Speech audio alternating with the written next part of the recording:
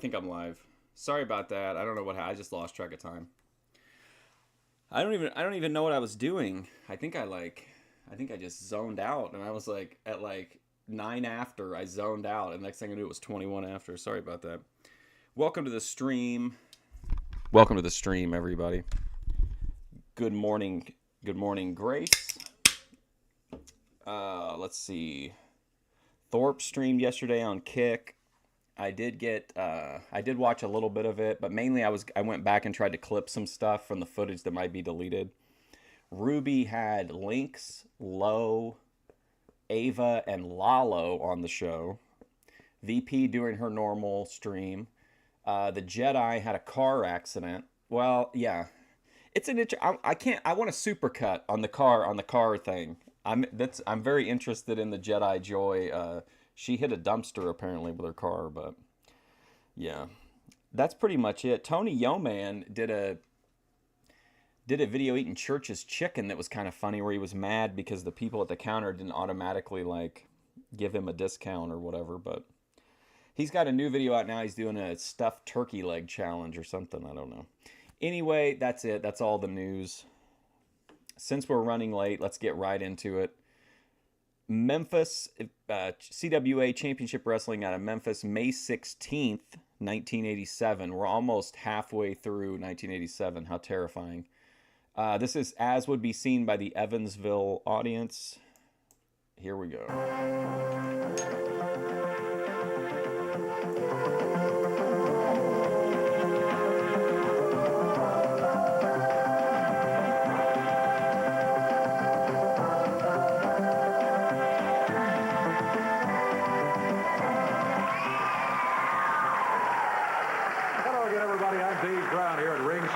Russell is taking the day off today. He's on vacation. Will be back with us next week. We are joined today by someone whose voice certainly is familiar to Mid-South wrestling fans all across the area. I know you've heard him on some of the promotions and some of the commercials, and maybe you've seen him before, talking about Michael St. John. Michael, your first time live with us here on Championship Wrestling. We're glad to have you here today. Thank you very much, Dave. It's great to be working with you. Oh, no problem, man. Appreciate you coming by, Che. Is it Che or Shay, or would you rather just be called Ambrose? Such a pro for goodness, such a long time. Thank you very much. What do we got? Let's take a look at this fantastic card coming up. Got a great card of action. Opening action, the International Tag Champions Paul Diamond and Pat Tanaka in tag team action. A little bit later on in the program, Jarrett will be in single action against Tony Burton. I'll put a link to it on my community page after, but I'm sure most of you are familiar with Hannibal. He's doing a live interview with Pat Tanaka, like, pretty soon. I don't know if it was today, but it was fairly soon. And, of course, Tony will be accompanied by Tojo Yamamoto. We'll also have action featuring tag team action with superstar Bill Dundee. Are you driving to Wyoming? Are you trying to find the, are you looking for the treasure, the Netflix treasure? And the Soul Man Rocky Johnson. And we'll also see Stretcher Jack Hart in singles competition. And a big main event later on. We'll see Billy Travis and Mark Starr take on Bubba and Goliath. And that match could be an arena match anywhere in the country. Any place. You're absolutely right. Sounds like we got a very full day of action. We're going to get to it in just a moment. You stay with us. We'll be right back. Hang on just a second.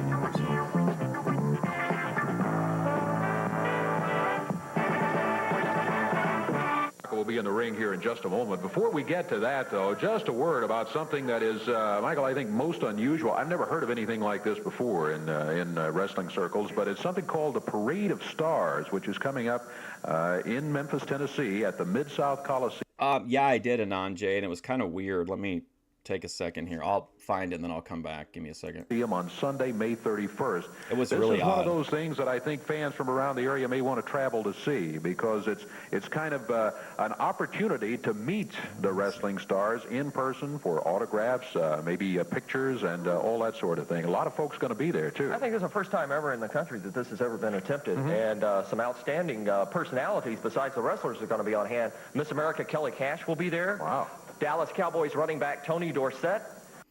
Okay, so I really don't know, based on this, what the reason was for taking down the wrestling stream.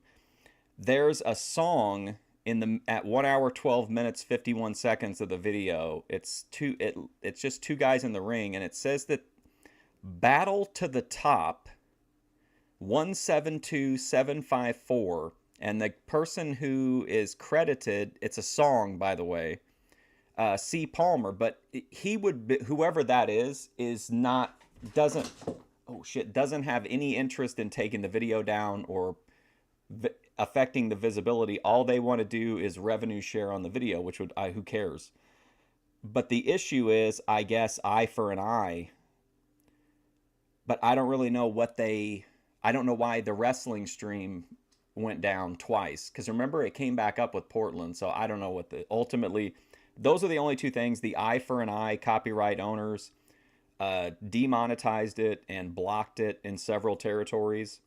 But the wrestling thing was just a song, and it's eligible for revenue sharing. So I have no idea. Real mystery.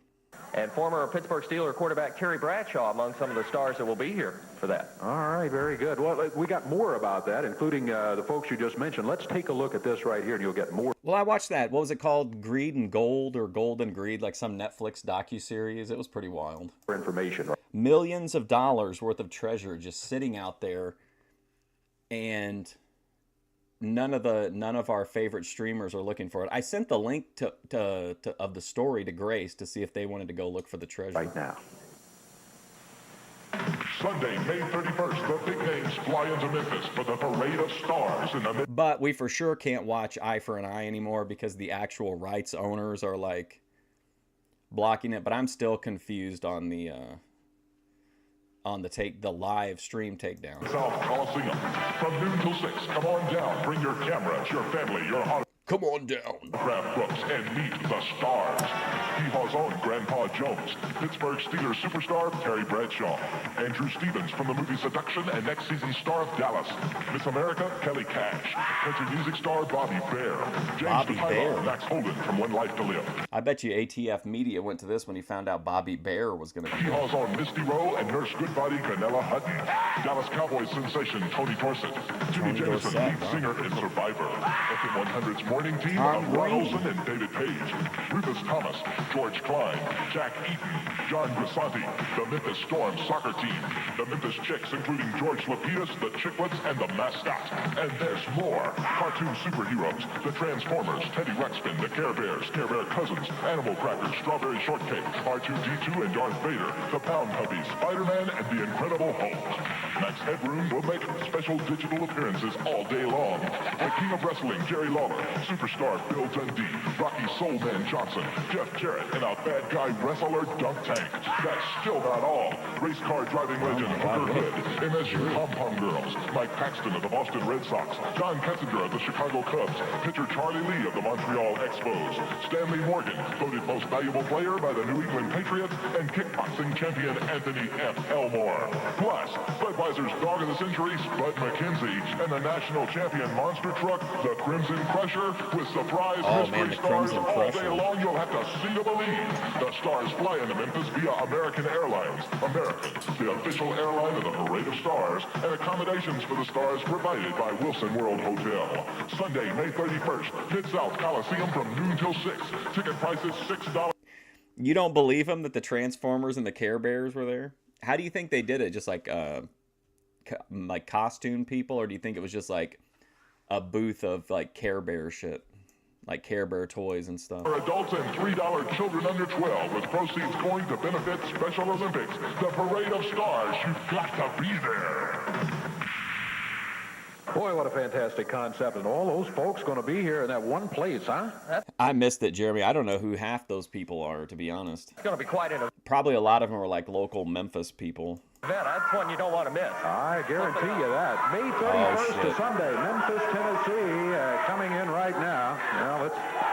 Speaking of Parade of Stars, I'm going to say right here, downtown Bruno, Paul Diamond, and Pat Tanaka. Exactly, prime time. Let me tell you, Dave Brown, you know, everybody wants to be big time. Everybody wants to be a big star, you know. And I tell you the truth, we really don't care about Tony Dorsett, you know, and he came from Pittsburgh, University of Pittsburgh. Don't forget that. We don't care about Terry Bradshaw. He came from Pittsburgh Steelers. We don't care about Kelly Cash. She came from not Pittsburgh, but she don't mean nothing anyhow. This is the big big stars. This is what the people want to see. Why don't you talk about us? Why don't you talk about downtown Bruno in the prime time? Why ain't you talking about us? This is the big stars. These are the superstars around here. Don't you understand that, Dave Brown? I understand you feel that way, that they're the big superstars around We here. are the big superstars. These are the 3 biggest superstars in professional wrestling. You know, the last 2 weeks have been about the most miserable 2 weeks of my life, if you know what I mean. I don't want to get into that right now, but now I'm finally happy about something. Because now, prime time, all the superstars are getting together, and everybody's going to come and see the prime time. Am I right or wrong, guys, huh? Hey, well, let me tell you something. They left out the most 3 important stars on that card over there. Pat Tanaka, Downtown Bruno, and Paul Diamond. I understand that you guys are going to be there, Paul. Yes, we definitely are. The true stars. You know what I mean? We're the international stars. I mean, what's Tony Dorsett done or Terry Bradshaw? In fact, Kelly Cash. Do you think Paul Diamond will try to score at this Parade of Stars event? You know, we got a call the other day. She wanted to go out with us. We don't have time for her. They're going to be there, but Paul is going to be in the dunk tank. What do you mean a dunk tank? What? What do you mean a dunk tank? Let me tell you something, Dave Brown. Oh my God, can you imagine how awesome it would be if you could go down and like Bruno was in the dunk tank? You want Paul Diamond's shirt? Stars of our Do you think he sold them, or do you think that's like just a shirt that he found? magnitude would I not don't know. Would heels have been selling gimmicks in '87? I don't know. wind up in a dunk tank. feel like and maybe even if we not in did, Memphis. nobody would dare dunk us because they know they get their butt kicked. Exactly. They don't know what they're doing, Dave Brown. They don't have no idea what they're doing. Put us in a dunk tank. First of all, I think that's just something coming from your twisted imagination there, you know what I mean? And I'm going to tell you something. We're going to be there, and we're going to be signing some autographs, you know what I mean? Because nobody wants none of these other autographs. They want our autographs. That's yeah. true. Speaking about autographs, Dave Brown, I know it's your pleasure to interview us here every week. I know we make your day. I know these people Pleasure is not the word. come here to be next to the stars. Exactly. To us. Simon Bright, baby. Now, we've decided to make these people's day today. See, we've got some autographs already prepared, and we're going to have an autograph session. In fact, I would like to give you one here, and thanks, Mr. Paul. St. John here, Yeah, and please have one and save it for Lance when he comes back. And Yeah, you people, I know everybody wants thanks. autographs. Don't just sit down, just sit there. We'll get to you. Yeah. All right. Second foul Let's line. do it, baby. Let's Yeah. give him Oh one. no, that's his shirt. That's pretty. Oh, look at that, Paul Diamond on the back. We got to get Paul Diamond shirts. I'm gonna look on. I'm gonna look on It's these. incredible, huh? There they go. They're going to pass out autographs, which they have already signed. Pat Tanaka, Paul Diamond, Downtown Bruno to the crowd over here as they head for the ring. I don't think everyone is too thrilled about getting the autographs of that bunch right there.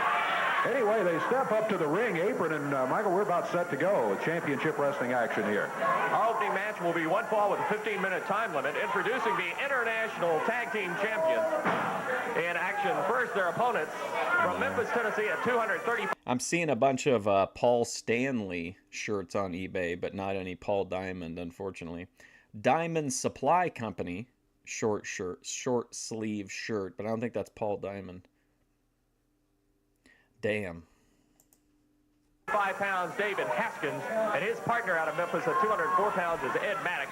And introducing the International Tag Team Champions at a total A PW. You know what? Honestly, who knows? I weight should of check that actually. 454 pounds from Thunder Bay, Ontario, Paul You know, Diamond. you and never his know. partner from Hawaii, Pat Tanaka. And of course, Pat they're managed Tanaka. by Downtown Bruno. Oh, look, they Downtown got Bruno, finally ever matching present in the outfits. corner over there of Diamond Paul and Tanaka. Diamond. This is a non-title Pro match, wrestling team. but the belts are Bruno here. Let me tell you something. It wouldn't matter if it was a non-title match. It wouldn't matter if it was a title match. There's no way my International Tag Team Champions are ever going to get beat. Not on don't TV, see not in any. the arenas, not in the streets, not in the alleys, not nowhere, baby. Not nowhere. What we're talking about right here is a couple of jabronis, okay? What we're talking about here is a guy named Ed Maddox. Paul Orndorff has a Pro Wrestling Tees shop, though. Damn. Paul Diamond could be feasting What we right got here is a guy that got lucky. What we got here is Pat Tanaka gave him a break, and the kid took advantage of it and pulled his hair and took him down. Let me What do you think of Pat Tanaka's capri pants?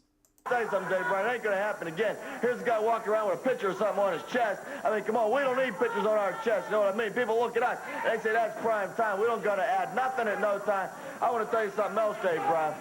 You got a lot of punks running around here. Guys like Jeff Jarrett, guys like Billy Travis, Bill Dundee, Jerry Lawler. You know, the list goes on and on. The guys that think they're somebody. Guys that think they're special.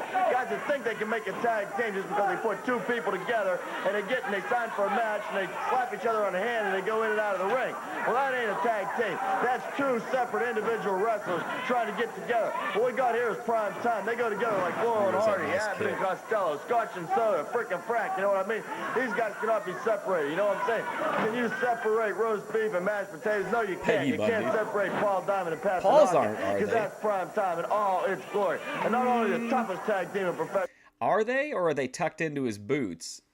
Is he just wearing higher boots than Tanaka? Wrestling. We're talking about the strongest tag team in professional wrestling, the most talented tag team in professional wrestling, the most stylish tag team in professional wrestling, and the best looking tag team in professional wrestling. You know, we go out there week after week defending these titles, beating opponent after opponent. You know what, Dave Brown, I want to tell you something. It's getting a little bit boring because there's no... They should have given Paul Diamond the Brutus Beefcake gimmick. I feel like Paul could have done it, would have actually been an entertaining person at least to have that character. Nobody can defeat us. Nobody. Especially since he himself was the victim of a haircut. Oh, in fact, we're sick of signing for it. Maybe we're going to start signing up matches against anybody that plays football, that boxes, that wrestles, whatever. You know, when it comes down to it, we're going to have to go around beating up on each other. There's nobody else to beat up on. Man, look at Paul Diamond. Whoa. It's like Mama says, it beats that way sometimes. Prime time, all its glory. Oh, yeah. And I'll save you the trouble. I'll make the announcement. The winner of this match is still International Tag Team Champions. Prime time. Oh, yeah. Can you do it? Man, Paul Diamond is jacked. Where's Dave's channel? He could tell us which types of supplements he's taken to achieve this. What's up, Pomp Flair? Like that, Dave Brown? I don't think so. Downtown Bruno, you heard from the opening bell all the way through the whole thing. That's who you were listening to. 1:58 seconds is the time on it. Diamond, Tanaka, and Bruno pick up the belts, tuck them under their arm, and head out of the wrestling area. Michael, we'll be back with more Championship Wrestling in just a moment. Oh, for sure, Jamie. We started at 86, so we just missed 85, but I know for sure we'll end up going back. I mean, if I live long enough, we'll go back to see 85.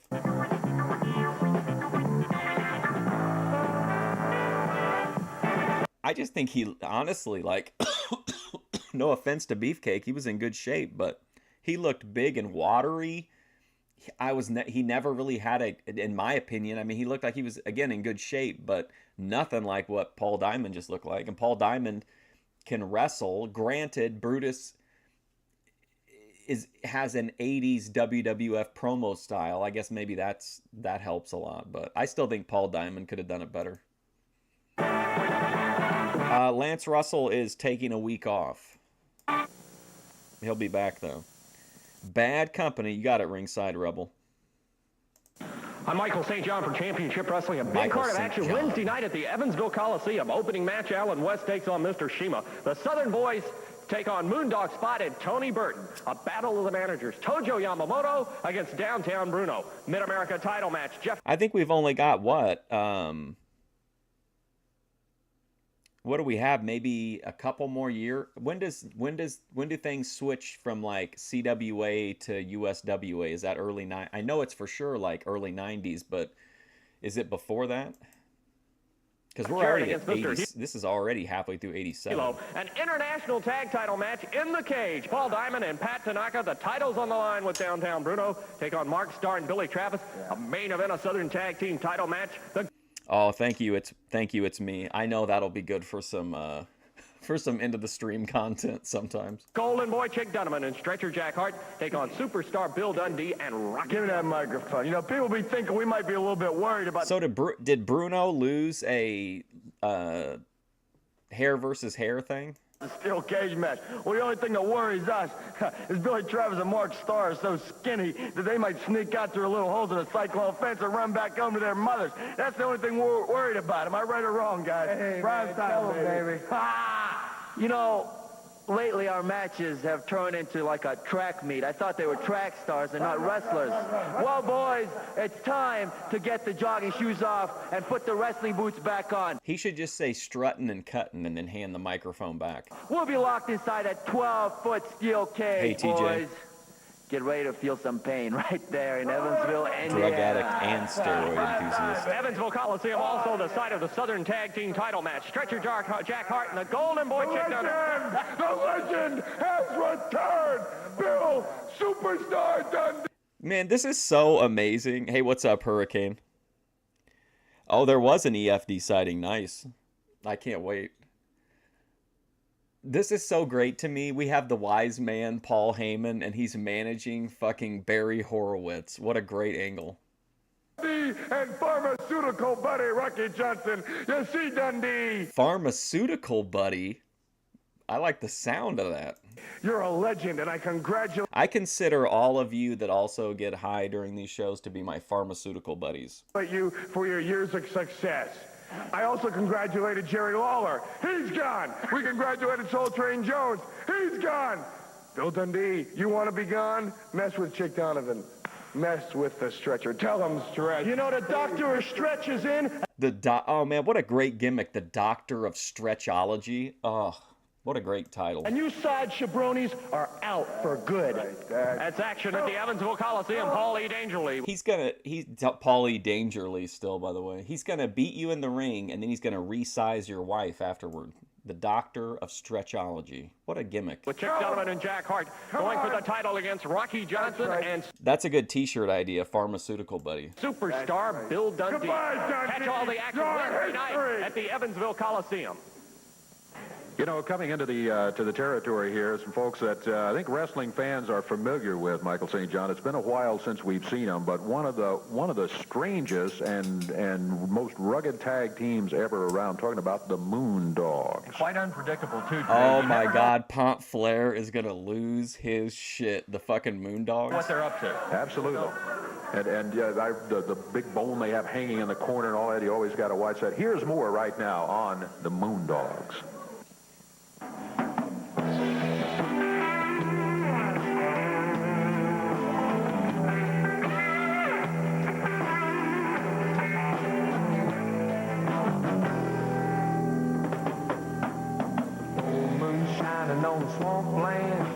Damn, son. Louisiana. The silence is shattered by the howling of a creature both beast and man. He's got a Oh my God, they were literally walking up out of the swamp. This is the greatest thing ever. long shaggy hair and carries a bone and got great big fire-red eyes. You better watch out for the moon dogs or you'll meet your Oh shit, son. What's up? Break bread news? I'm not sure which Moondogs are gonna be here. That one guy's still here, right? Goliath, but this definitely isn't Goliath unless they got another guy as big as him.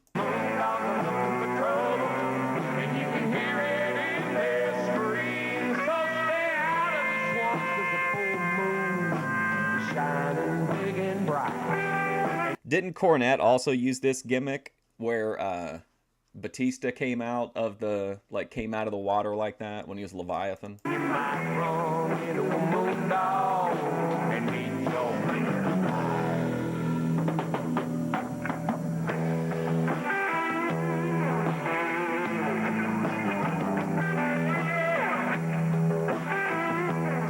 Man, what a vibe.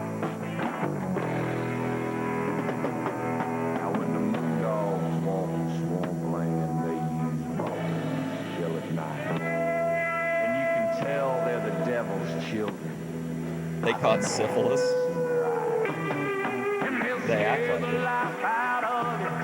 What a house that turn your blood to ice. You better watch out for the moon dog till you meet your maker. I love the moon dogs, the howling the moon dogs, the prowling the moon dogs, the vicious and mean. Tonight the moon dogs are looking for trouble. If I ever agree to do a collab with any of the streamers that I cover, I'm gonna for sure demand that I be allowed to send in promo tapes like this in the weeks leading up to my appearance.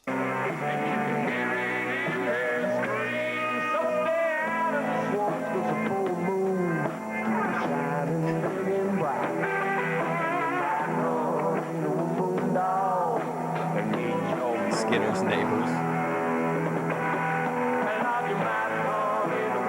Man, they're like, let's make sure we use this whole song. Let me break it up for the content ID.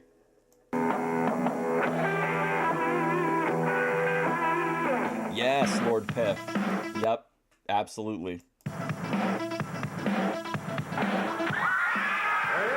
Jeff Jarrett making his way up to the ring right now for this next match. Michael? This match will be one fall with a 15-minute time limit. Introducing first, now wrestling out of Nashville, Tennessee. 247 pounds. I forgot all about that. Now, wait a Burton, minute. accompanied at ringside. Tojo Yamamoto has been reduced to managing Tony Burton? By Tojo Yamamoto. And his opponent today, at 200 pounds out of Hendersonville, Tennessee, would you welcome, please, Jeff Jarrett. Oh, yeah, sure. One fall, 15 minutes, Dave. Should be a good one here. Jeff Jarrett, of course, has come a long way in a short time. Can't recall a young wrestler who has come further in a shorter period of time than Jeff Jarrett has, with a great family tradition of wrestling that he has, going against a guy who's considerably bigger than he is. We've been watching him pretty much since he started, I think. I think he had his first matches back in '86. And I mean, like, there's nothing wrong with him. But, like, for the push that he's been given here, like, I just feel like he's left very little, like, impression on me. Like, I don't think anything negative about him. But aside from a couple storylines, I think otherwise he's been pretty much forgettable to me. I mean, Jerry was way more memorable when he came out, and he was only out for, like, what, a month maybe? Burton. I tell you, Dave, when you've got the genetic background and you combine speed and talent and strength, which Jeff has done over the past few years since he's been in the business, he has come on so quickly. He's an outstanding professional. He is a terrific athlete. Garden hose? You'll Oh, see yeah, some wow. fine moves from Jeff Jarrett in the wrestling ring. Wrist lock up. Hey, did you ever see Pont Flair, the IWA Mid-South ropes back in like the mid-2000s? I literally think sometimes it was just a bunch of duct tape. And like anything that went wrong with the ring, they would just keep they would just try to keep taping over it. I think the ropes were like 90% tape at one point. Top, Tony Burton trying to force out. It was so it got so bad that, like, you know how some people during the like while they're waiting for their opponent to come out, they'll do that thing where they just like run the ropes, but they kind of like let themselves bounce back into the rope to get a lot of momentum, you know, just kind of passing the time. The ropes were so bad that if anyone did that during the opening of the match, the fans would like in unison tell them like would like remind them not to do that. But not able to do it, Jeff, hanging on. Grace versus Lalo debate. No, I watched a little bit of Ruby. I don't remember. I watched some of the stuff with Lalo, but I didn't see Grace come on though. Hair pulling. Burton yanks. Why is Grace back on the Ruby thing again? What's going on with that? Jeff down to the mat. Just because Lalo was on there? Versus that top wrist lock on him that way. That's one way to do it, I guess. Tojo Yamamoto in the corner of Tony Burton. Of course, Tojo brought Tony into the area as the ninja. And walking definition of nepotism. And Tojo's really shouting in. I liked his character when he was with Owen Hart, and he had the like sharpshooter when he first had the sharpshooter glasses and like the spiked hair and the like don't piss me off gimmick. But I don't know. I didn't care for like the TNA Jarrett very much. Instructions at this point to Tony. We'll go there with that kendo stick. Else you got to watch out for. Jeff Jarrett. Below low. Nice shoulder bump. Follows with another one. Tony Burton lets him go by this time. Sets. Jeff. Someone chanted tighten the ropes. I believe it. It's nerve-wracking as a fan. Eventually, those IWA Mid-South ropes did snap. Brandon Tomaselli was doing an Asai moonsault, and they broke, and he like basically power bombed himself on the concrete. But he was okay. Like I don't think he had any. He obviously the match ended, but I don't think he had any kind of like injuries from it. Shoulder. It's on DVD. Takes him down to the mat. Nice arm drag takedown that time by Jeff. Just waiting for the opportune moment and brought him down. Athletic ability. That's all that is, right? Yeah, unfortunately, there are now tariffs on Boyd. Boyd tariffs have been served. There. Jeff Jarrett, keeping your wits about you is something that I guess you could say. He knew where. You didn't appreciate him burying talent for years. I went back a little while ago, maybe during like I don't remember if it was during the during the COVID summer or what, but I watched like the first 2 years of TNA from the very beginning. And I actually didn't think it was that bad. Whenever they were still at the asylum, it had a studio feel to it because it was the same fans every week. Like, but then eventually when they started doing the I don't even think it took as long as when they got Impact, but I just think something like when they switched venues and they started touring, it just kind of fell off to me. But I love those early shows. They're so cheesy. Where he was in the ring, he set. I mean, when you've got a company pushing Eric Watts like to the moon as an authority figure and a wrestler, like that's pretty epic. Was waiting for him. He just leaped over and with that arm drag for being right sleazy. Hey, there's hair pulling again. Burton a couple of times already has violated that rule where he yanked. I mean, I don't know. I mean, he's a pro wrestler, so I wouldn't be surprised, but I don't know. If you mean sleazy like banging rats and doing drugs, probably. I don't know about it. I mean, he's a business-minded kind of guy, so maybe he didn't get into as much craziness. That's all I would give a shit about if I was a wrestler is like the perks. That's it. Not Percocets. Well, I mean, that'd be part of it, but more like the rats and the lifestyle and the like partying. That's where it would be at. So far, that's been about the only way he's been able to get him on the mat. I'll tell you, when you've got somebody like Tojo Yamamoto at ringside, walking around, pacing up and down at the ring, it's got. There'd just be like random country stars or NASCAR drivers come out and attack wrestlers and shit. Distract a wrestler like Jeff Jarrett in the ring. No matter how you try to put him out of your mind, it's got to be a distraction. You're absolutely right. It's always in the back of your mind. Jeff. And they had the young talent at the time was great too, because I think they were working with Ring of Honor at the time, but then Ring of Honor had that Rob Feinstein thing, and I remember going to a Ring of Honor shows at the time, and everybody was freaking out because TNA was going to block Ring of Honor talent TNA was going to block TNA talent from working in Ring of Honor. And then I think that's when RF sold the company to Kerry Silken to avoid that. I think that's how that went.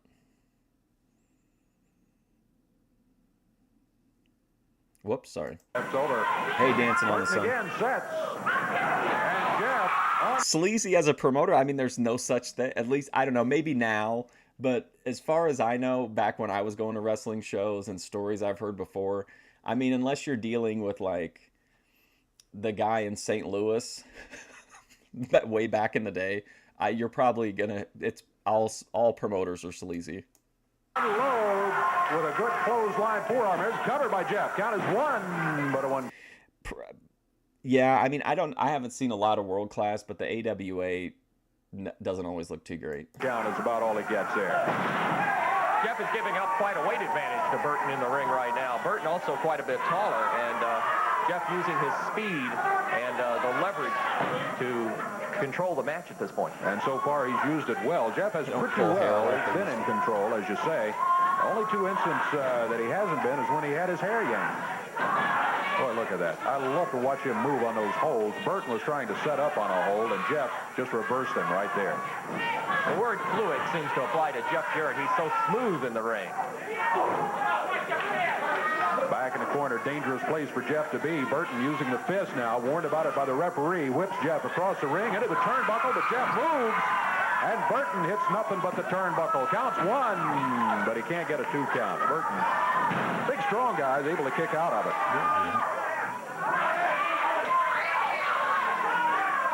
Burton talking to Tojo. Tojo is yelling at Burton about something, and Burton says, well, he pulled my hair or something like that. He had an excuse. He rakes Jeff across the eyes. Burton starting to turn the tide of the match right now. What if Burton gets the dub? Arm. Down goes Jeff Jarrett. Cover. Count of 1, 2. Oh, I thought he had him there for a second. He got the 2 count on Jeff, but Jeff was able to kick out of it. Burton now with a chop. I know who taught him that. Tojo Yamamoto. Threw it the same way, too, Dave. Jeff off the ropes.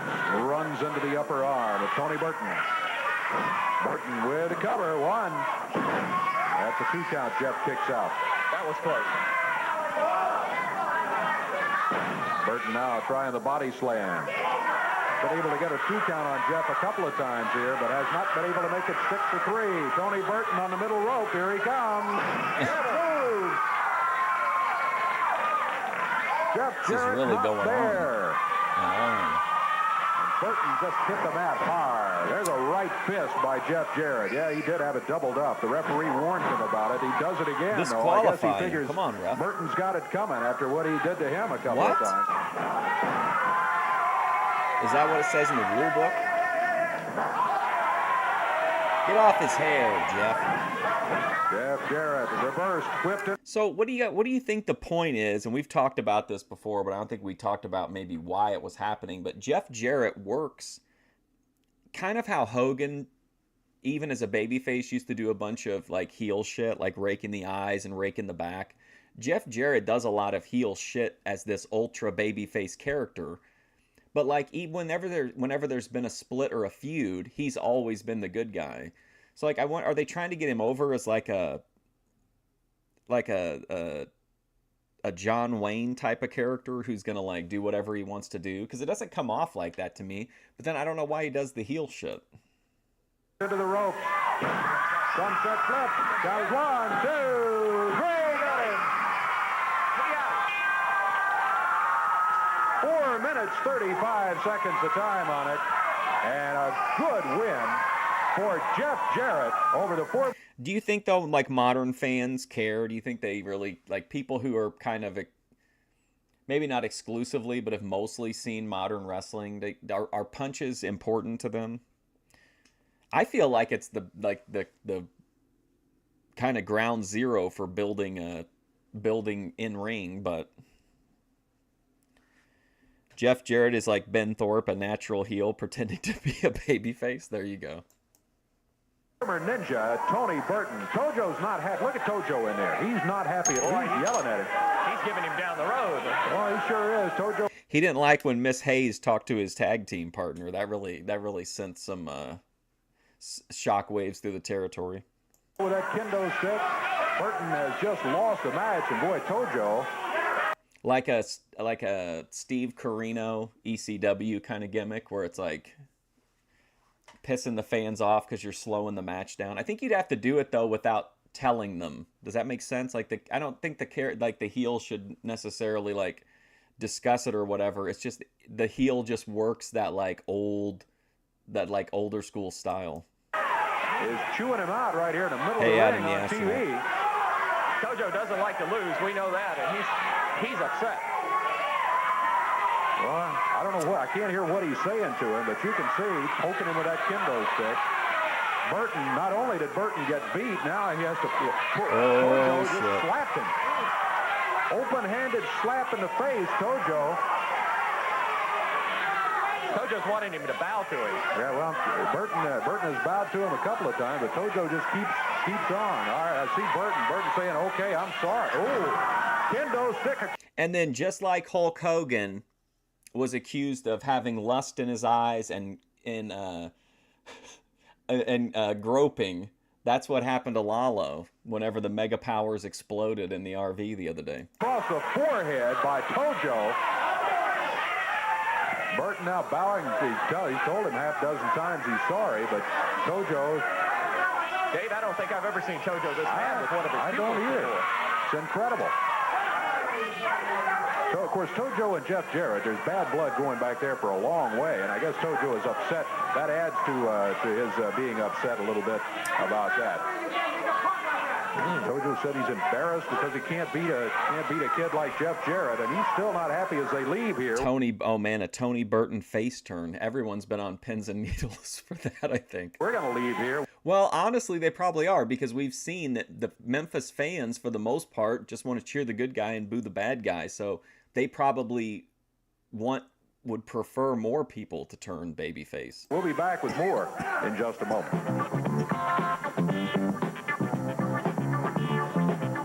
Oh, shit. That's a lot of pre-rolls. on the card at the Evansville Coliseum Wednesday night. Let's run them over. In the first match, Alan West takes on Mr. Shima. The Southern Boys, a new tag team to the area, takes on Moondog Spot and Tony Burton. A battle of the managers as Tojo Yamamoto meets Downtown Bruno. A Mid-America title match. Jeff Jarrett takes on Mr. Hilo. Then an international tag team title match. In the cage, Paul Diamond and Pat Tanaka with Downtown Bruno battling Mark Starr and Billy Travis.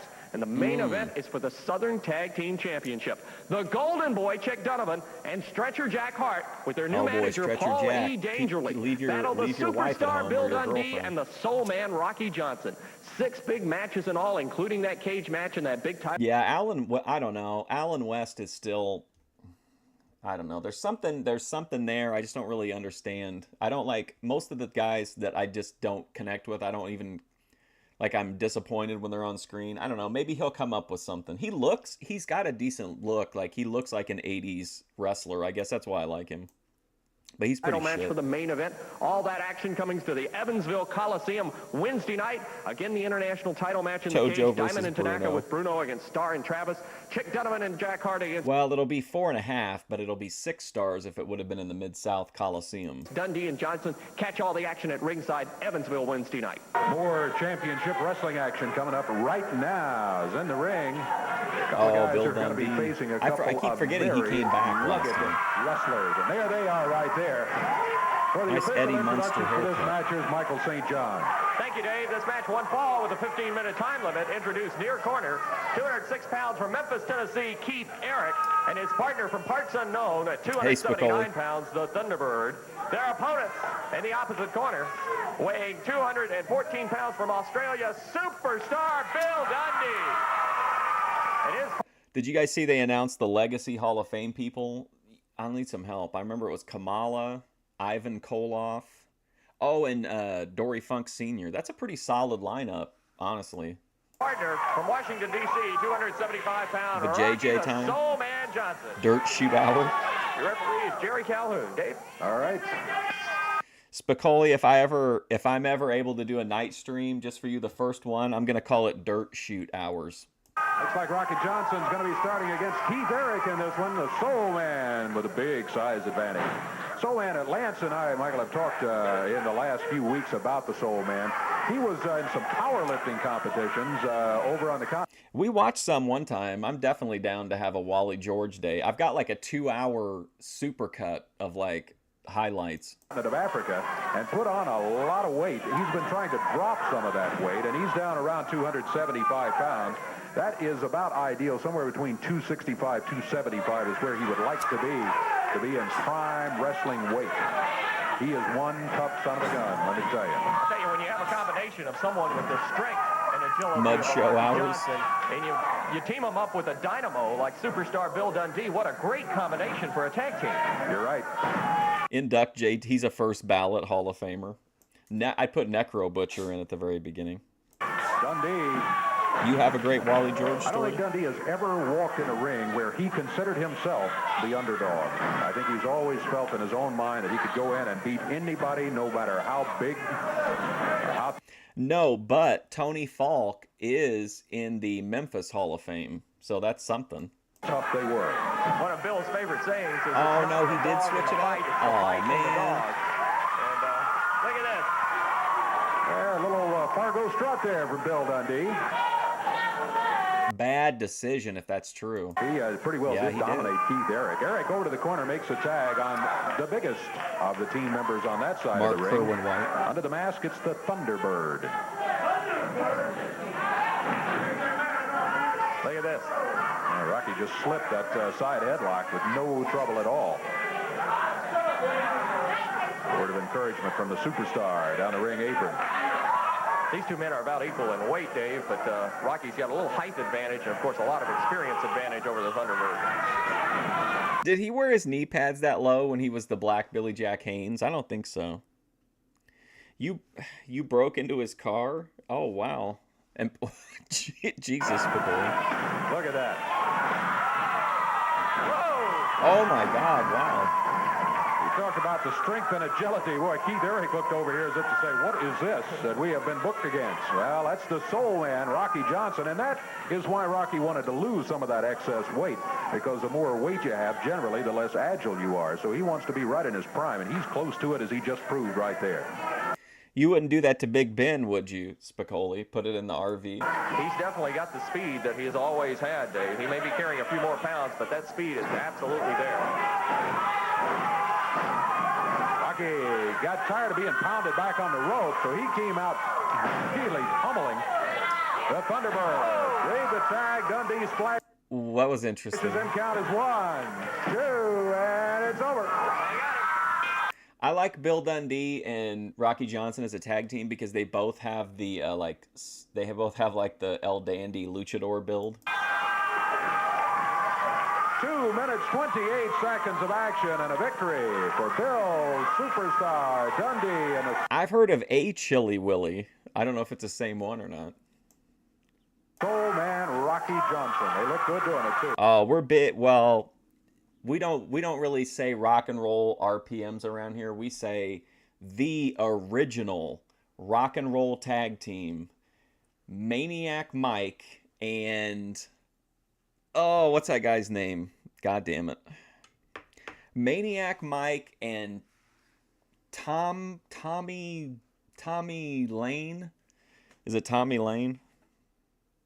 I can't watch very much ECW because of the WWE content ID. What's the other guy's name? Something Lane. Tommy Lane. Tim Lane. Tom Lane. Tommy Lane. There you go. The original rock and roll tag team. Maniac Mike. Tommy Lane. The rock and roll RPMs. Dundee went airborne, Dave. I don't think there was any doubt. Remember when Maniac Mike went on that big spree of just saying completely out-of-pocket things during his promos? Absolutely. When he came flying over there it is, a high five from the Superstar and the Soul Man in the victory column again. Again, the time 2 minutes 28 seconds. You know, Michael, I'm sure you and I know Lance and I, one of the most asked questions, if not the most asked question about wrestling is from youngsters and college-age folks Mike. wanting to know, how can I get involved in professional wrestling? I want to be a wrestler. How do we do it? Well, take very close listen right here. And you might keep a pencil and paper handy and write down an address that's going to be coming up. And here is some information right now that you're going to be very interested in. Hey, Hello, Randy. I'm Michael St. John. And if you would like to be trained to become a professional wrestler and are 18 years or older, then send your name, address, and phone number, along with your height and weight, to Wrestling School, 126 Waltons Ferry Road, Suite F1, Hendersonville, Tennessee, 37075. That's Wrestling School, 126 Waltons Ferry Road, Suite F1, Hendersonville, Tennessee, 37075. All applications will be sent by return mail. Rush Limbaugh.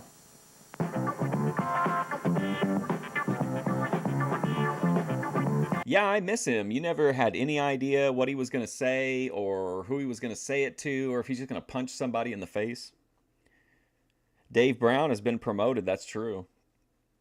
I think I could make it in Memphis as a manager, I think, at least for a season.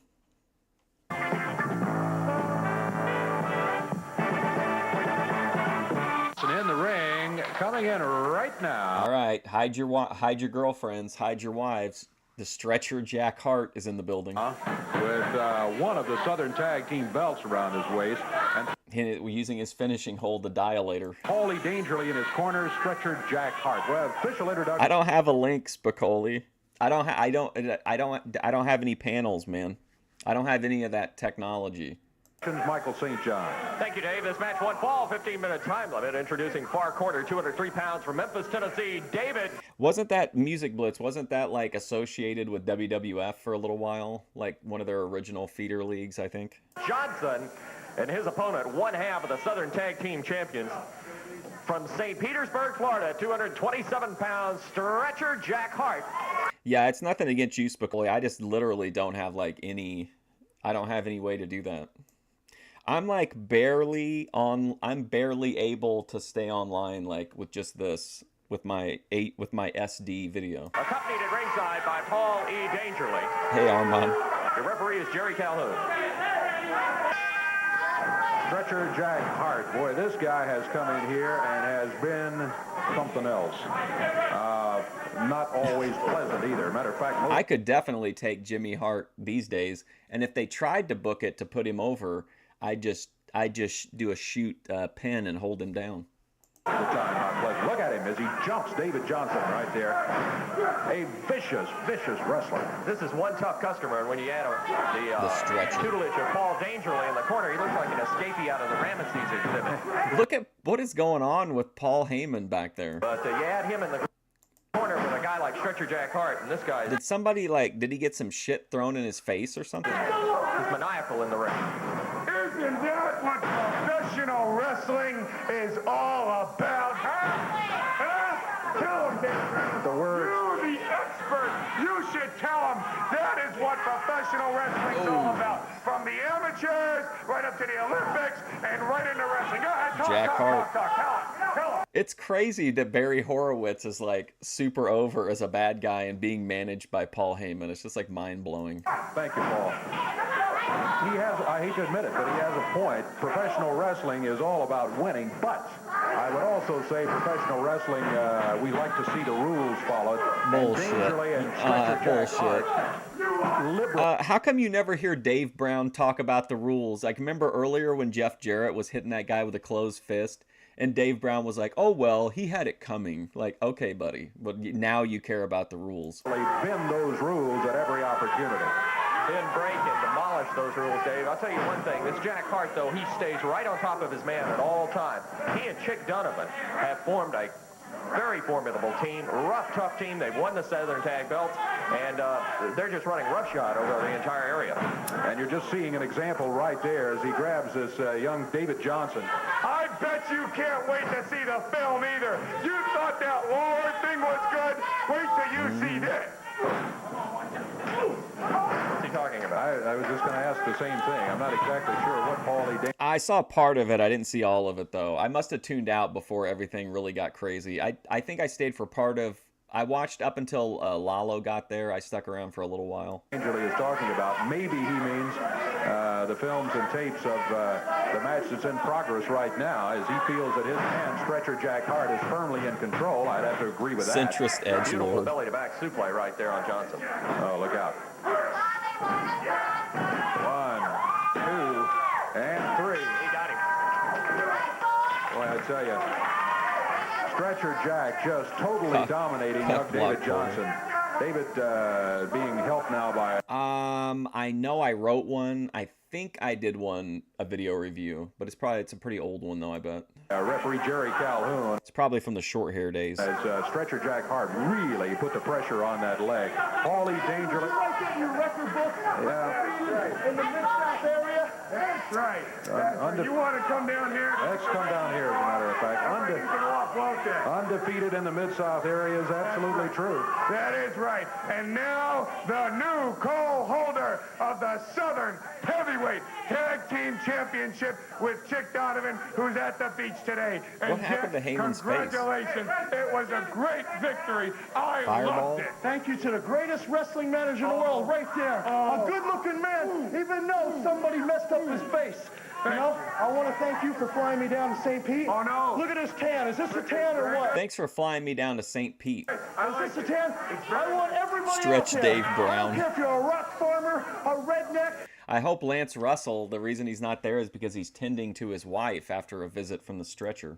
A skull chewer, listen up and listen good. Especially you jabronis like Jeff Jarrett. Lord, I'm here to stay. Barry Horowitz calling Jeff Jarrett a jabroni is fantastic. And I'm going to be the king of the Mid-South area, Daddy-O. While you're celebrating, let's take a little review. Let's show the tape. Let's take a look at what happened here last week and... I don't remember, to be honest, Ringside Rebel. At the Memphis Mid-South Coliseum in that Southern Tag Team match. Take a look. Hey, come on now. Don't Hey, listen. Who do you think you're talking? You ain't... I remember this. Oh, get this guy out of here. A Chick Donovan. Get out of here. Who the Sam Hill? Oh, EFD's out here.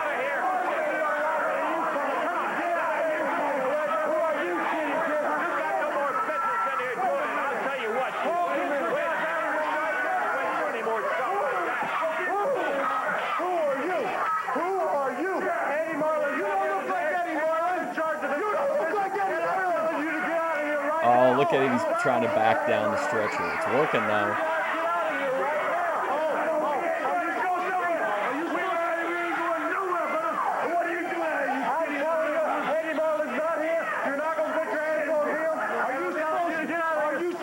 Messenger boy or something? You can call me what you want to call me. But I'm telling you to get out of here right now.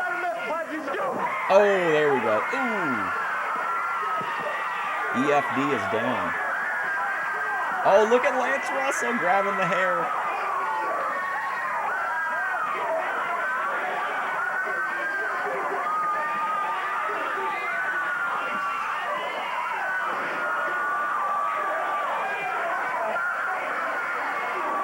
They're working him over good.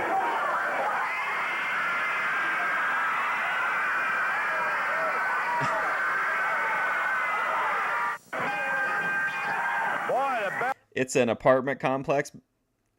Hadn't even sounded. Maybe it was like a kind of like it was like a wrestling house instead of a streamer house. When Golden Boy Chick Donovan, look at Jack Hart. He's got a loaded sock. He's already Derek Soul Train down on the floor. Hold on a second. A guy named the Stretcher is stuffing his pants with a sock? He Is this nails kayfabe? Rocky Johnson as he comes flying up into the ring. And look at Dangerly throwing it all powder all over Rocky Johnson. Turning Rocky Johnson white. Soul Train down on the floor. A pile driver from Chick Donovan. Ooh. And look at Rocky. Jack Hart holding Rocky after they had both Hey, Dave's been channel. hammered with that kind of Hart going for a pile driver. Hey, Dave, I needed your help earlier. Paul Diamond is just absolutely jacked, even more than he was before. I was going to see if you knew what kind of steroids he would have been taking. A pile driver down on the concrete. That could very well be the end of it. Okay. So here's what we didn't see, which is what happened at the Evansville live show, I guess. Oh, look at this. Rocky catching Dangerly, slams the head of Hart and Donovan together, but the train is still on the floor, having been pile driven on the floor by Jack Hart. Headbutts. And where's my partner? Paul Diamond hitting all that? Wow. Rocky through the ropes. Picking Soul Train up. But boy, Train, he needs a tag. He doesn't need to get back in the ring for competition. Jack Hart goes again. I think that's why, if you notice, Virgil, like, made sure to get his arms on the knees and, like, push up. And that way whenever the guy sat down, he could push up with his arms so he wouldn't actually... I mean, it looked pretty... It looked simultaneously terrible, but also brutal. But I think Virgil did a good job of protecting himself. And this time a reverse neck breaker. Having just jammed the neck, this could be it, too. It's it. We have an upset. New winners of the Southern Tag Belts in 1446. Oh, my God. The new champs. Barry Horowitz is a champion. Unbelievable. What a time to be alive. Jack Hart, Chick Donovan.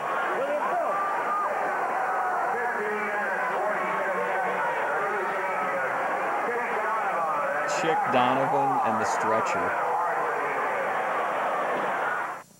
Well, you saw it. That's beautiful. Was that not beautiful? Jack!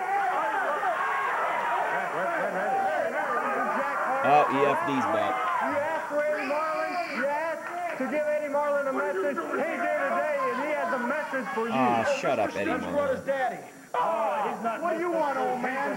What do you want, old man? I don't care what you call me, but let me tell you. Yeah, what do you want? After I seen and heard what happened on TV last week, Yeah. my first thought was to fire you and fire you on the spot. Oh, you're not going to fire me. Push like that. Where's the title? We're the Southern Tag Team champions. That's the only thing that saved your job is having the Southern Tag Team belts, and I don't want them to leave this area.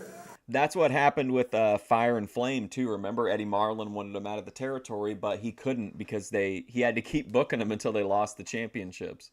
But let me tell you something, big boy. I'm going to fine you. I'm going to fine Chick Donovan $3,000 apiece, and you will pay the fine. Wait a minute! I'm not paying no $3,000 to nobody. I don't owe nobody nothing. We got the belt. The stretcher, $3,000. And that's it. I don't have to pay you nothing, man. You may not pay. Shut up, man. You are Yeah. fighting him $3,000. I'm the one that's going to fine. You're the one. I'm Take fining. care of Mr. Let me tell you something. You don't have to pay me your $3,000.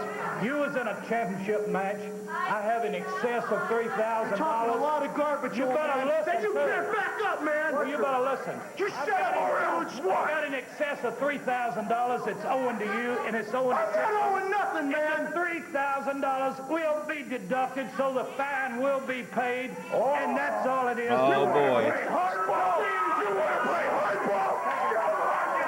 I didn't mind Eddie Marlin at first because I like authority figures, and I understand like I'm talking about like within the storyline. I just think Eddie Marlin is one of the worst authority figures like of all time. I can't stand him. Give him hardball. Oh man, we're getting Eddie Marlin and EFU beatdowns. Come on, Hagen, we'll get some help out here.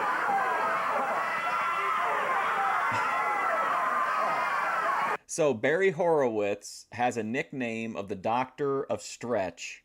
He is a member of the Southern Tag Team Champions. He's being managed by Paul Heyman, and now he is beating up Jeff Jarrett's grandfather. What a run this is for him. Beasley. Beasley's got the Where would they get the money from? Yeah. Like when they'd have like a $10,000 battle royal. It'd be like, holy shit. thing wrapped around Randy's throat. Hey, Jeff, come on, help.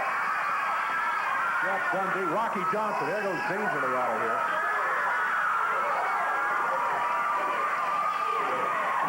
All right, Dundee and Rocky. Yeah, a little payback for Stretcher Jack up there in the ring. Stretcher Jack. Over the top. Here he comes out of here. Yeah, there he goes. He can beat up on Eddie and then Randy here, but Rocky and Dundee, different stories. Yeah, Eddie they took run a him out beating of on here. that one. Good. Yeah, let's give him a hand. We'll take a break. We'll be back in just a minute.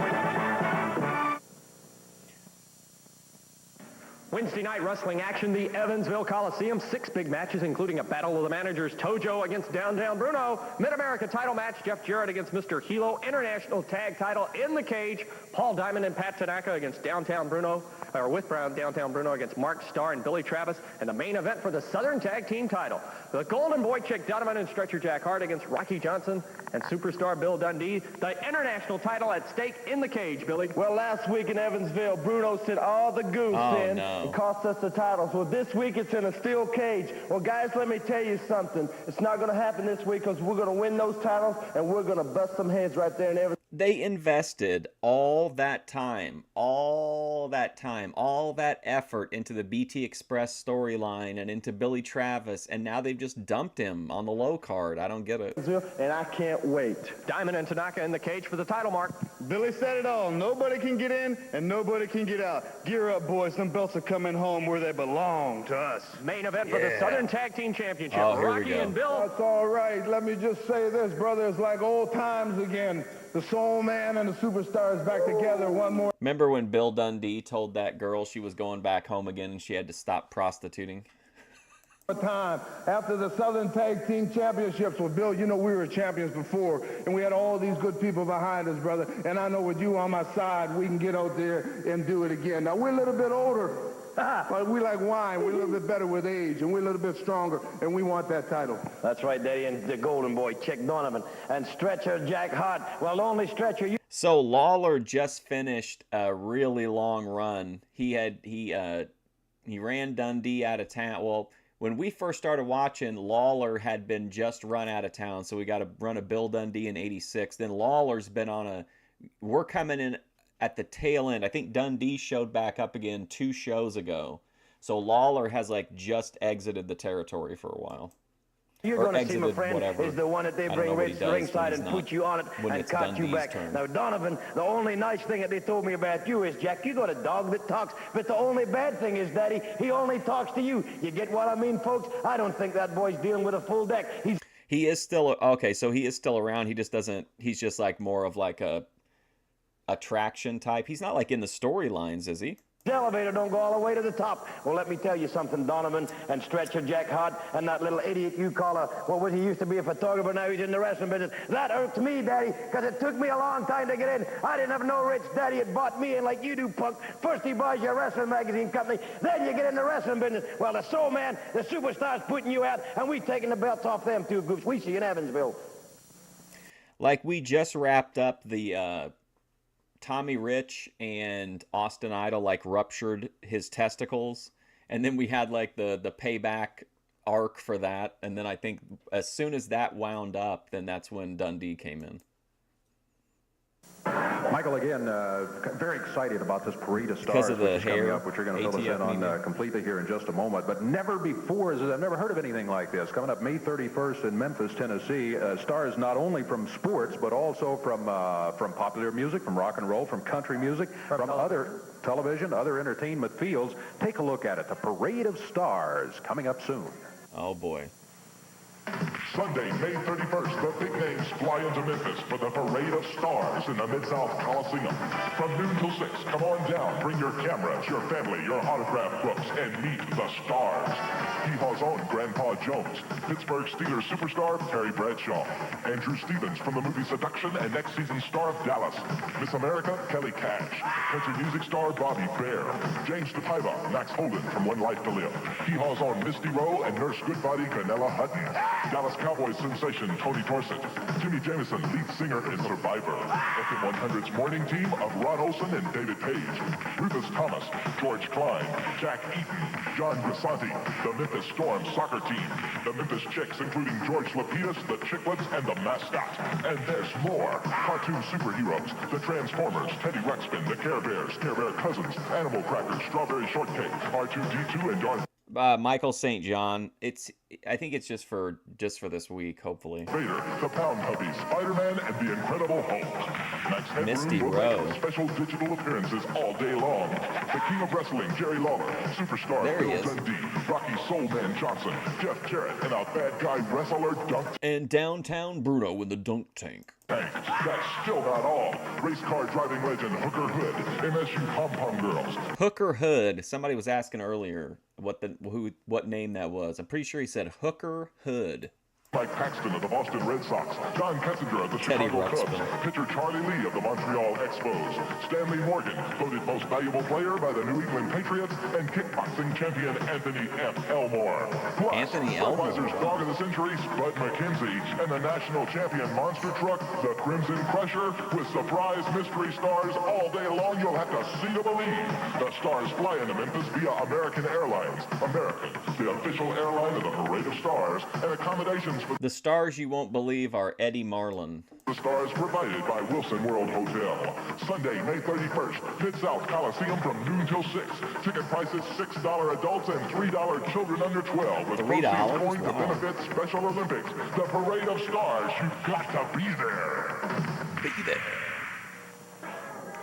And like that logo was just a cutout piece of paper, which I think is neat. All right, so Billy Travis and Mark Starr, is this Mark Starr or Mike Starr, against Big Bubba and Goliath. About ready to go in the ring right now. Bubba and Goliath, the big guys coming in here, led by Downtown Bruno. Boy, you talk about size. It's close to 1,000 pounds on that side, but here come their opponents with the introductions, Michael.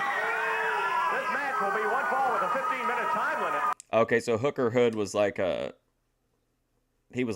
Memphis legend. That's pretty cool. What a great name. Hooker Hood. Introducing in the near You corner. think he ever banged a hooker on the hood of his car? Total weight of 821 pounds from Miami is Big Bubba, and his partner from Pittsburgh, the Mighty Goliath.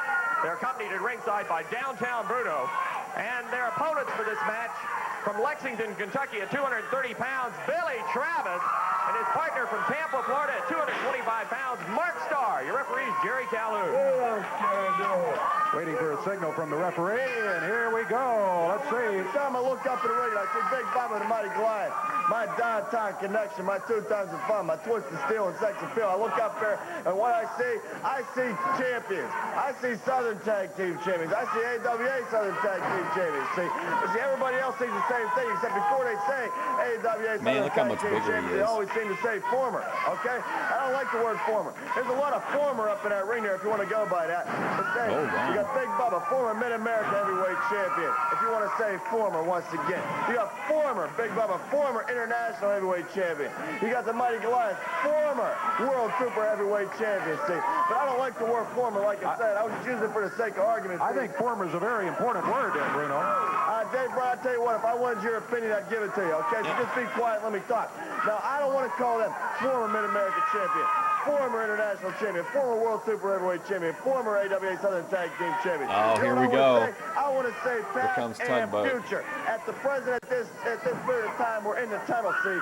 But when you're in that tunnel, see, you don't just look around to your left and to your right, and behind you see the dark. You look forward, and you see, even if it's just a pinpoint of light, you see that light, and you let that light be your guiding light, see? And you follow it. If you were watching the Texas show earlier on in the week, man, look how, if you can remember, how much leaner he was just 2 years before this. And like, to me, I thought he looked like really, I thought he looked really lean here compared to like the Tugboat years. And you let it guide you, and it'll take you all the way back up to the top, see? Because I had me a Crystal Palace, you understand? I built me a Crystal Palace. And in that Crystal Palace was Bubba, was Goliath, was Boy Tony. Well, Boy Tony's no longer with us. But now, not only do I have Bubba and Goliath, but I also have Prime Time, Pat Tanaka, and Paul Diamond. So where one went, 2 came in and took his place. And that's just as good as that. You know what I'm saying? And right here we got 2 jabronis, 2 goofballs, Billy Travis and Mark Starr. The only stars on Mark Starr's life are the ones he sees when Bubba and Goliath pined a living car out of him. As far as Travis, this little skinny goofball got no more right being in a professional wrestling ring. Maybe Gary Coleman or something like that, you know what I mean? Look at him getting beat up. The guy's so skinny, and he got that white hair sticking out. It's all Clorox anyway, right?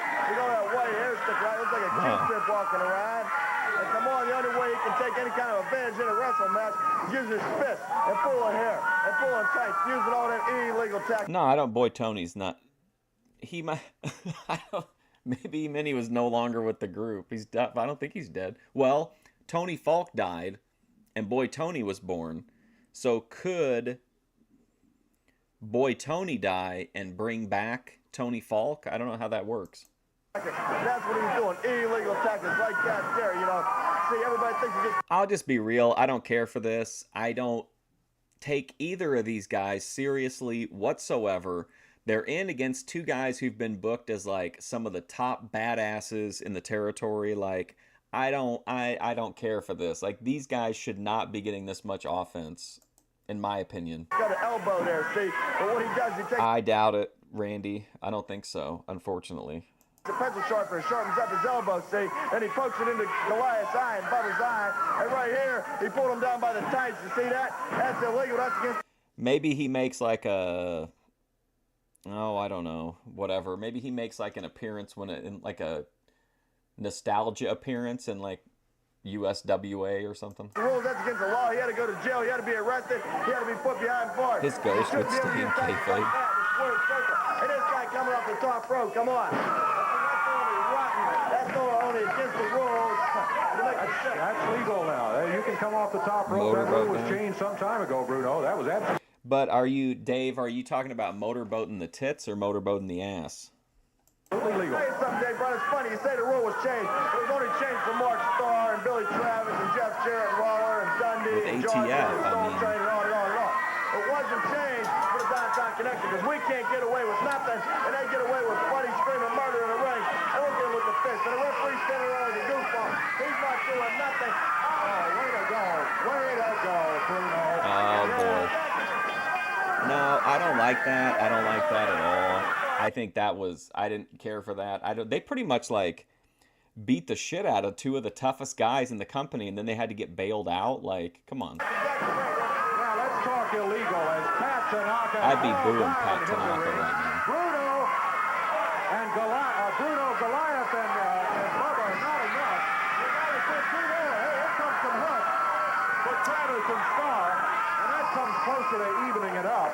about Diamond and Tanaka and Bruno and Goliath and Bubba? They're out of here. That's it. They get out of here quickly. All right, tell you what. Boy, that was totally uncalled. Jeff Jarrett cosplaying as Laura-Dern in Jurassic Park. Certainly. Bruno's over here talking about his former and future champions and how they're totally in control. They just lost that match thanks to the interference of Pat Tanaka and Paul Diamond. Mark Starr, Billy Travis get their hands raised with a little help from some of their friends there. As you see Jeff Jarrett and Rocky Johnson in the ring helping them out right now. We're going to take time out, check our time. Like, I don't even have an issue with them running out. It's just the fact that it was a save spot. Like, they were losing the match. Like, they should have been dominating them and then had their buddies come out just to beat them up even worse, and then have the ring clearing. And this, but that's just my take. And we'll be back with you in just a moment.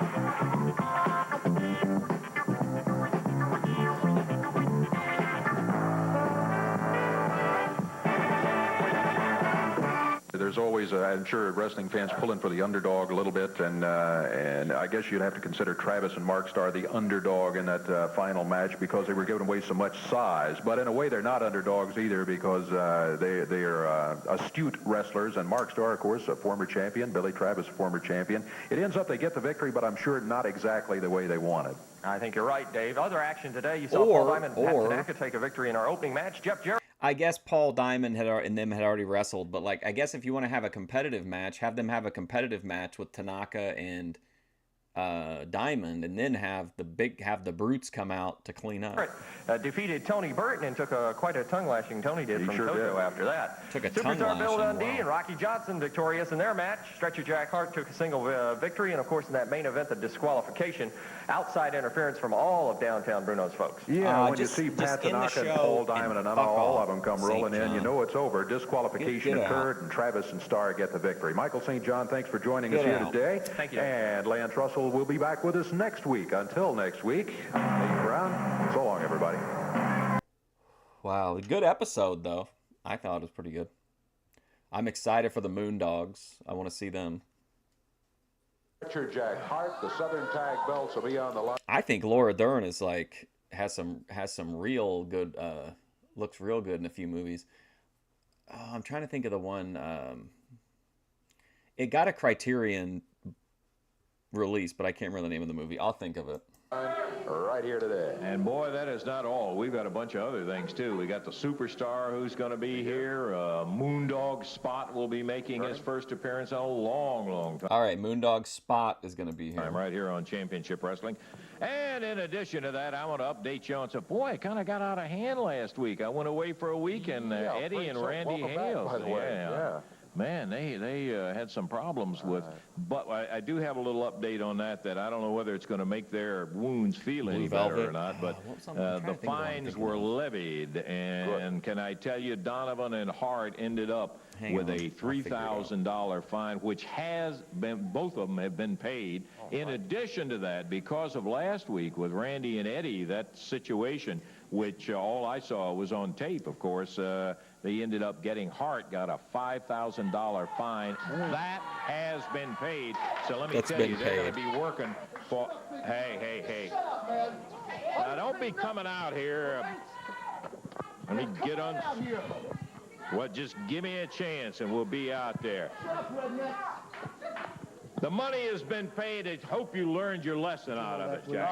Let me tell you something, first of all. I didn't pay 1 penny or 1 dime of that fine, Daddy-O. Somebody paid the money in there. It may have been Dangerly or somebody else, but the money was paid, and that's all that's important on it. Okay, let me tell you, redneck, something. First of all, I didn't pay it. The greatest manager in the world paid it. Paul E. Dangerously took care of business and paid everything. Big mouth. Yeah, do you know you're getting a lot of money involved? I'm getting a lot of money, but Jack's the guy that took care of business, right, Jack? That's right. You know, all these people are saying you pick on Randy, you pick on Eddie Marlin. Hey, that's too bad. Anybody gets in my way, gets in my business, I'll drop you like a bad habit. And any of you other jabronis, watch it on the monitor.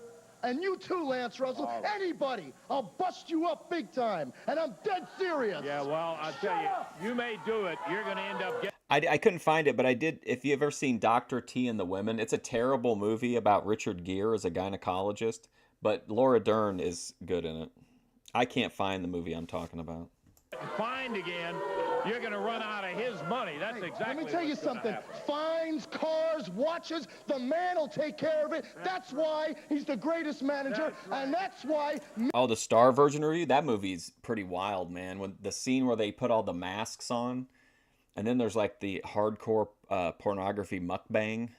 Me and Donovan are perfect strangers, the best Southern tag team alive. And don't you forget it. That's right. I hope maybe you forget it. I hope maybe you have not forgotten some of the things that you learned from the fines that he paid last week. I don't care about fines. I don't care about wrestlers. I don't care about anybody. It's that simple. That's right. Well, you've got Southern Tag I don't think title, so, Adam. This is like today. I can't remember the name. We'll be taking a look at that. I just need to go on IMDb and just look at all of Jack them. Hart. I don't think he learned a thing. I think Carry that all for he me, is Dave in Byrne. for is for some more trouble, some more You would fines. still bang Even Laura if it's Dern? out of Well, I mean, danger, she's hot, his for pocket sure. can't be endless. It's got to run out somewhere. We'll take time out. We got action coming, as you obviously can see in just a moment.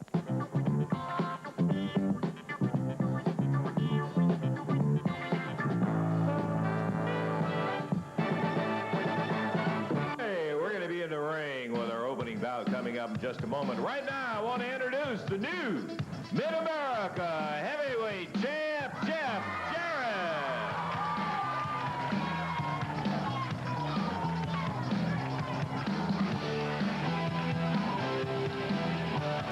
Oh, I tell you what. she's good in A Perfect World, too, with Kevin Costner. You picked the week, and even if I wasn't here, I'm so happy, as happy as I'd have been if I'd have seen you do it. Congratulations, Jeff, your first major single belt. And you said it. You hit the nail on the head. A single title. You know, Lance, when I won the AWA Southern Tag Team titles, I was very happy, and that was one of the greatest days of my life in wrestling. But Billy Travis helped me out a great deal that night. But the night when I won this championship, as you said, is a singles title. And I felt that I won it on my own. Nobody was in the ring to help me. And Bruno was in the ring to even help the other guys, so I felt a little bit better at that. But as you said, I won this title on my own. I am the Mid-America champion now, but now the hard part starts. Hey, listen, you beat a tough guy for it, that Moondog Spot. He's been around. He's been a tag team champion in many, many titles. And you beat a doggone good one for it. You got to take pride in that. It was a long, hard, fought-out match. It went about 20 minutes or so. We battled all over the building, and luckily I came out on top. And I can't find it, but I do like. I like Citizen Ruth too. She's pretty crazy in that. I'll figure it out sooner or later. I got him again this week, Lance. Yeah, it's kind of interesting. You're talking about the real battle begins now. We have said it so many times. It's difficult to get a title. But, boy, it is majorly tough to keep that title because everybody's up for it. They're all shooting for it. Everybody's shooting for this belt. But I'm not going to be a closet champion. I'm going to defend it against anybody who wants to because I believe a closet champion. If you don't defend it, you're not worthy of being the champion. Anybody can walk around and just carry it in their suitcase. Or Is that a sneak diss on Jedi Joy? In their bag. But you're a true champion if you defend it every night in the ring, and that's what I plan on doing. Well, you have got yourself a return match. That's the first order of business. So you know, and I don't want to say this disparagingly, but it could be that Spot was maybe taking you a little light when he met you the first time. Could be. When he meets you in a return match. So Jeff Jarrett is our Southern champion? He's going to be waiting. I guarantee you he'll be ready, but Moondog Spot, I guarantee I'm going to be ready. And, brother, we'll just find out who the real champion is. Boy, I couldn't be happier. Congratulations again, Jeff. Absolutely fine young man and a great athlete. He's still learning all the time. And I think Moondog Spot found out he's already learned a bunch. Hey. Here we go. Hey, I tell you what, today you're going to see the new Tony Burton. He promised me he's going to beat that young punk as fast The new as Tony possible. Burton. You're going to see the new Tony Burton. Well, I understand he didn't do so well the first time that he ran across Jeff. Oh, come on. This is going to be a one-fall 15. That's all we get from a Tojo promo. They give him like 10 seconds. Minute time limit match here from Nashville, Tennessee. 247 pounds. Tony Burton with Tojo Yamamoto in his corner, going against Jeff Jarrett at 190 out of Nashville. This is a non-title match. Jeff Jarrett, you know, you're right. The last time Tojo and Tony Burton were seen on Championship Wrestling, Tony Burton was really being chewed out major league by Tojo because Tojo was most unhappy, about as unhappy as I've ever seen him with the performance of one of his wrestlers. And that Tony Burton was really... Okay, Tony Burton... I'm just making sure I have this right. Tony Burton, the reason that he's with Tojo Yamamoto, which might not make sense if you haven't watched the last 6 months of Memphis wrestling, is that at one point he was part of the Japanese contingent when it was Sato, Goto, and the Ninja, right? And Tony Burton was the Ninja. That's why he's with Tojo Yamamoto, who otherwise only manages Japanese wrestlers. You getting what for from Tojo? Well, you know that Tojo, he's got that elephant type of memory. Elephantitis of the balls. He's still got a lot of things that stick in his craw about Jeff Jarrett, so it had to be particularly a chagrin for Jeff to have beaten Tony Burton in the first time around. Look at it. Beautiful hip toss by Jeff. And again. Well, in that match, Jeff used his speed and agility. I think maybe Tojo figured on the first match that here's a guy, Tony Burton, who outweighs Jeff by almost 50 pounds, and he should be able to handle him pretty well, but didn't work out that way. That's exactly the mistake that a lot of people make when they think in terms of size alone and brute strength and that sort of thing. It's not all that way, my friend, and Tony Burton found it out once. Jeff is, I feel like, even though just like, come on, Tony, my grandpa says sell. Tojo says that Burton is ready this time. Jeff, with that big win over Moondog Spot, he's got to be right at the peak himself. Look at that leapfrog. Hooks that arm and takes him right over and down. Burton and Tojo complaining about hair pulling or pulling the tights or something like that. You saw what happened, though. Just a great move by Jeff Jarrett. Randy, is it because of the tariffs on Japan? we get 20% less Tojo Yamamoto promo time. Referee Jerry Calhoun. I think that the announcer thing is like interesting. It's one of my favorite parts about the territories is that there are guys who were so amazing at what they did, but they were just made to be there.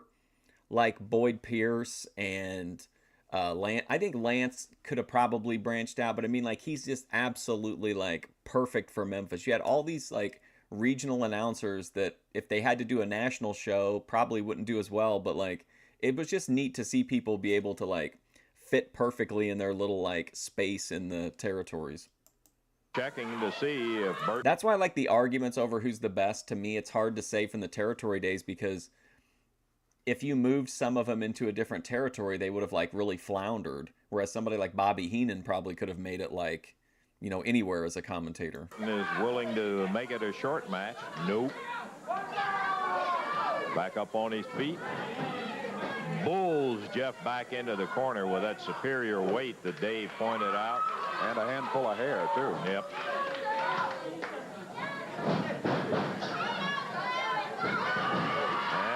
Some of that speed as Jeff moves out of the way. Look at this. Straight up in the air with a big guy. Slams him down. Oh, man. Got him while he was rolling. Got a 2 count out of it.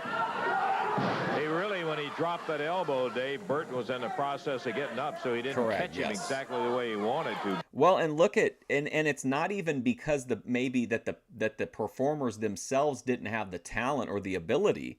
But look at somebody like Virgil, who came to Memphis and was incredibly over, or Fred Ottman, who came and did these amazing... He even cut some amazing promos recently in Memphis. Like, all these guys that were so talented when they were used right, but then you send them up to New York, and then they just end up as, like, you know, jobbers or whatever. So it's not always even, like, that the performer couldn't make it somewhere else, but, like... I think it's been discussed a million times, but, like, you know, Vince didn't really know what to do with an NWA guy all the time. and vice versa. So I don't know. I just think that it was so neat because whatever your niche was, there was a place you could probably go and work and like excel for a while. And I think there's a lot of probably really good performers that we never get to see because they never get that foothold in the business like they could have gotten back in the day. Look at Downtown Bruno. Dude started off as like a, send in a tape manager or whatever, and has had like a lifelong career with the WWE. Burton took it on the shoulder, but Jeff nailed him back down and quickly rolled him for a 2 count. Sorry, got I'm him getting on a bar now. Burton back up on his feet. There he goes for the hair again. He had a good shot of it. He just had a handful of hair. Jeff off the ropes with a shoulder. Well, a perfect example is Bret Hart. And to be fair, Vince did tell Bret that like Eric Bischoff has no idea how to use a Bret Hart, and he was right. Like, it was a complete disaster. So like, yeah. Burton sets. Jeff knocked him off his feet again. Boy, he just really ran right into him. Oh, Burton catches him. I still can't believe the last like years of Bret Hart's career were spent like in WCW. That's crazy to me. Jeff going for the press. What a waste. There's a power slam by Tony Burton and a cover. Down to 2. Jeff Jarrett kicks out of it. Burton now with a right fist.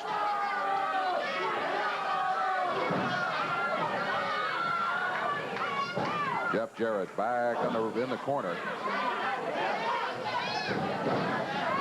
Reverses. Mr. Burton bounces out of the corner. In trouble here. Jeff Jarrett fires him into the ropes. Another cover and a 2 count. That's all they could get out of it. I mean, there you go. Look at some of those guys. In Canada, Jacques Rougeau was like a god, basically, and couldn't, barely got any kind of a push under Vince. You got Repo Man, one of the most overall talented guys. I mean, could work with anybody, could get anything, could get over, and then they give him the Repo Man gimmick. And then the worst to me is, what's his name? Tony Anthony, Dirty White Boy. In Smoky Mountain, like, he legit, like, Cornette turned him into, like, the Hulk Hogan of Smoky Mountain and, like, booked him so well. And then to think that he was just, like, a plumber is just crazy. Jeff using the right hand there. Oh, nice move by Jeff. 2. He got it. Yes, sir. If I win the lottery in the next few years, I'll pony up the cash to bring in Jarrett to put over Savvy Guy. Burton was going to pick him up and slam him. Jeff Jarrett grabbed him, dropped him down very quickly in that small package and was able to hold him there. And Repo Man was his idea. But was it one of those things like you hear Vince talking about, like, or you hear stories about where Vince would ask people like other jobs they'd had before or like what their hobbies were? The Repo Man is such a terrible... Maybe he just wanted a job and like just was willing to do whatever, which is understandable. But man, I just think Barry Darsow was like such a good wrestler. I love Demolition. Whoops. Kojo in the ring, and if he was unhappy last week, he's got to be double unhappy right now as he's going after Burton again. Monster Ripper sounds like she needs to team up with the Stretcher. And really chewing him out about losing not once, but now twice in a row to Jeff Jarrett. He tapped him with that kendo stick right in the head, too. Come on, Tony. Look at Yamamoto. This is Ben Talalo. If you want to come back here and work with us, you better defend us. Again, as we said, incensed at the fact that his big man, Burton, is trying wasn't he like a Friar Ferguson or something like that? Tell him, hey, I don't know what happened, and Tojo hauled off, pounded him with that kendo stick, and again... Yeah, that one definitely worked, the Paul Bearer thing. And he's down. Boy, I'll tell you what. Oh, look at this. Burton got fed up with it. He picks the kendo. Oh, come on, Tony. I said he beating up an elderly, disabled man. Come on. And the crowd saying, yeah. All right, here comes Hilo and Sato. Oh, Hilo. I want to see Hilo so bad in like a good one-on-one match. Maybe there's some from his career in Japan or a different territory. Tojo's Japanese team. Yeah, I mean, they obviously were kind of but the Road Warriors were themselves like just the Mad Max knockoff pretty much. But yeah, Demolition was so good. They were like, they were so technically sound and proficient, but it was also just like raw brutality. Perfect. Shima and Hilo kicking Burton. Hounding away. And here comes Jeff Jarrett. Fired away on the... No way. Are you for real? Sato's back? I got so into thinking about Mr. Hilo having a singles match with Terry Funk that I forgot what was going on. Gets one last shot. And Tojo, Jeff picks up the kendo stick.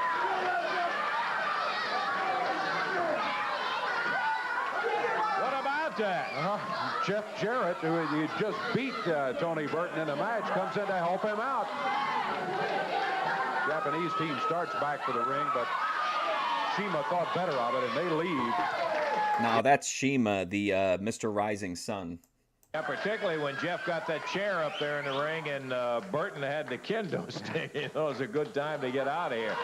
Okay, Burton shakes hands with Jeff. He knows when somebody came to his rescue, and he did. So the winner of the match was Jeff Jarrett, but it ended up with Burton and Jarrett as a tag team against the Japanese team. We got more action in that Southern Tag title match coming up a little later in the program.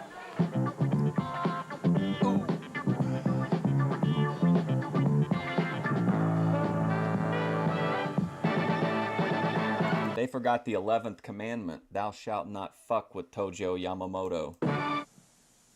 Before.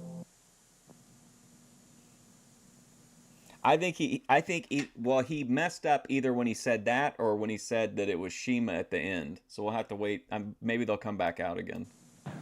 Hey, settling down, Evansville. By golly, at the Coliseum Wednesday night, you are going to be seeing not only the return of Jerry the King Lawler to action. There we go. You're going to see the return of one of the most successful tag teams of all time. Jerry will have as his partner Bill Superstar Dundee. That's right, Lawler and Dundee going against the team of Austin Idol and Wildfire Tommy Rich. Idol and Rich had some comments to make about this challenge coming up.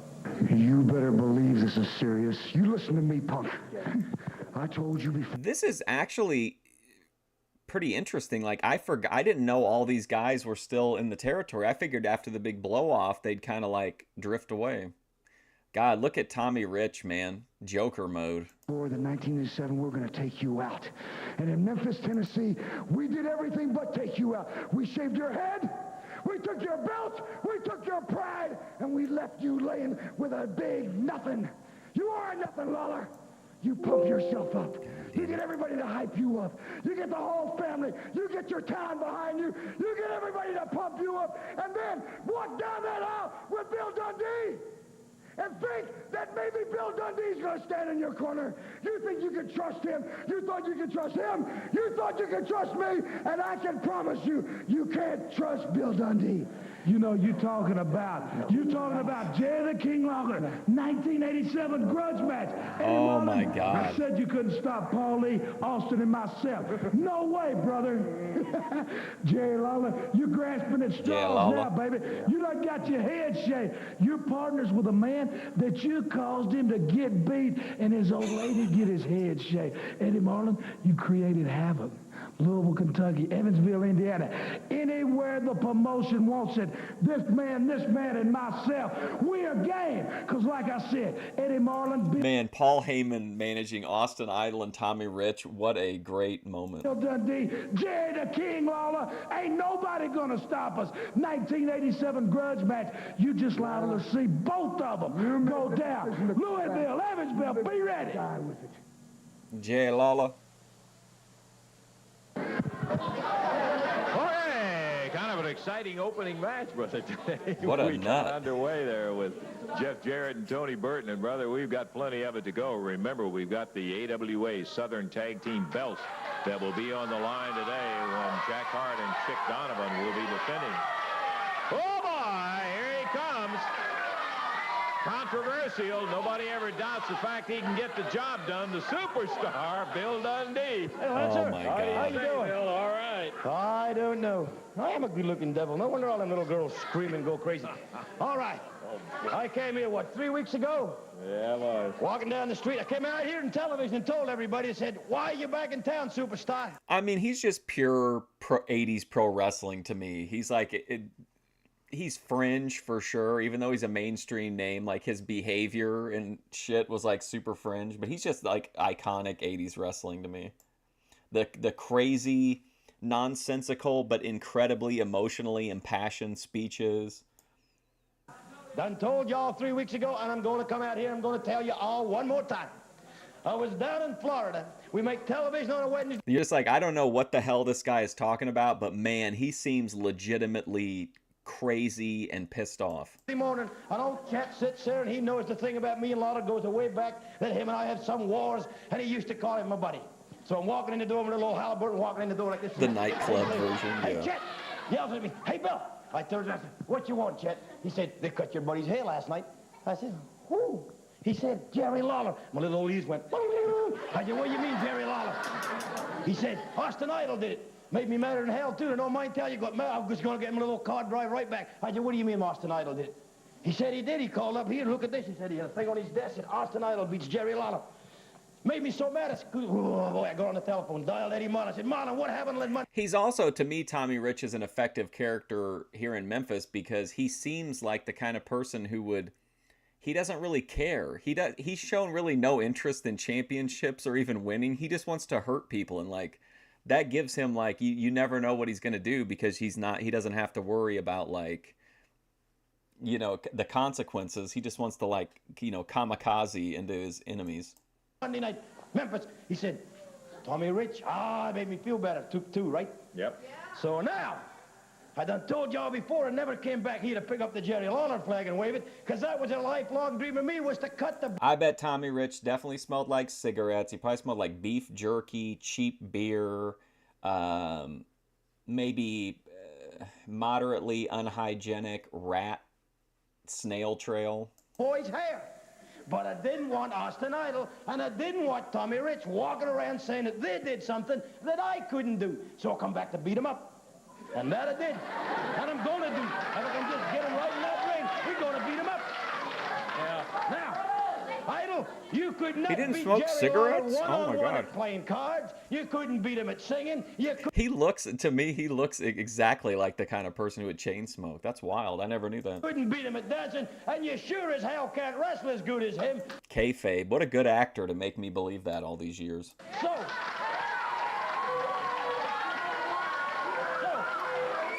Tommy Rich sneaks in the back door, does whatever he does, hits him with something, and they cut his hair. Fine. Made me feel a little better, but you really made me mad, guys. So when you get in the ring, I was going to get me a partner, and if it Lawler wants to be him, that'd be fine too. If it don't, I just want to beat you up, because I don't like you running around saying you did something that the superstar couldn't do. And that's why I'm back in town. So let me tell you something, fella. We're going to go on tour. We're going to go on the monkey business tour, baby. We're going to get funky like a monkey. Oh, boy. Come on down. And if you ain't got no monkey, you come on down anyway, because we're still going to get funky. And we don't care if you're red, green, blue, black, or purple. The superstar loves you all. And I know some people say, hey, Bill Dundee reaching out to everybody. brother, you bend the rules a little bit. You're damn right I bend the rules a little bit, because all they do that in there. They hit you with a chair. I'm going to hit them with a chair. And you can bet if I wrestle, when we wrestle, I'm going to look under the ring and see who's there when you're in the ring, Idol. And I'm going to look way up in the lights to see who's in the ring, because I don't trust you, boy. But I always knew you was a snake.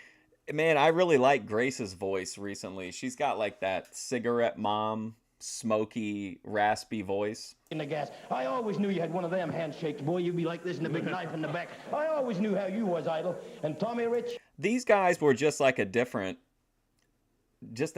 type of in shape, if that makes sense. Like I remember like some like wrestling rookies who'd been through school and everything and who were in like phenomenal shape, but like they would gas running the ropes.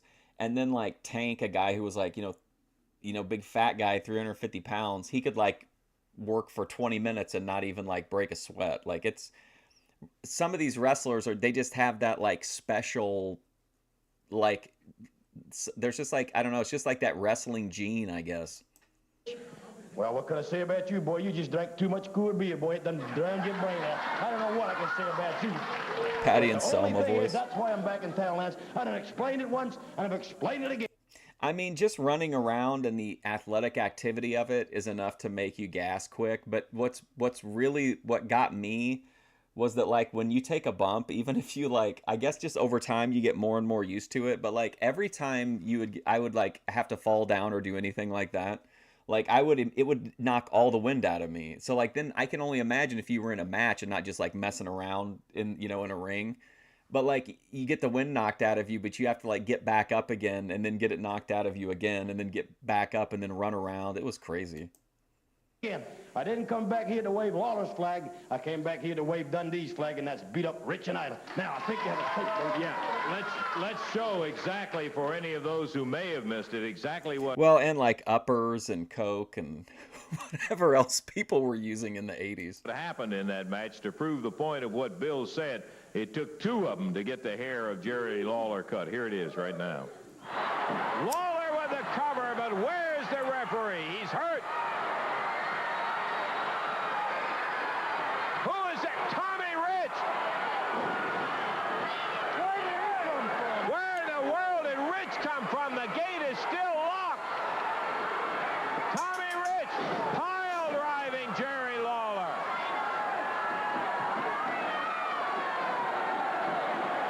Well, I tell you, that's really good news, and that's pretty lucky break for Randy Orton that he could smoke his whole life and still be like top physical condition, because his dad broke his arm and it took like 6 years to heal. Where did he? I didn't even see him. That's a Gorilla Monsoon type insult. Again, Rich. The cage door locked. Lawler slammed down. It's still locked. The cage is still locked, Lance. I know it. I looked around at the referee to see what Lawler was going to do after the pile driver on. Idle. Oh, no. They're going to do it again. They're going to post him again. Idle and Rich pulling Lawler over to the ringside. And they slam him into that ring. Same thing they did.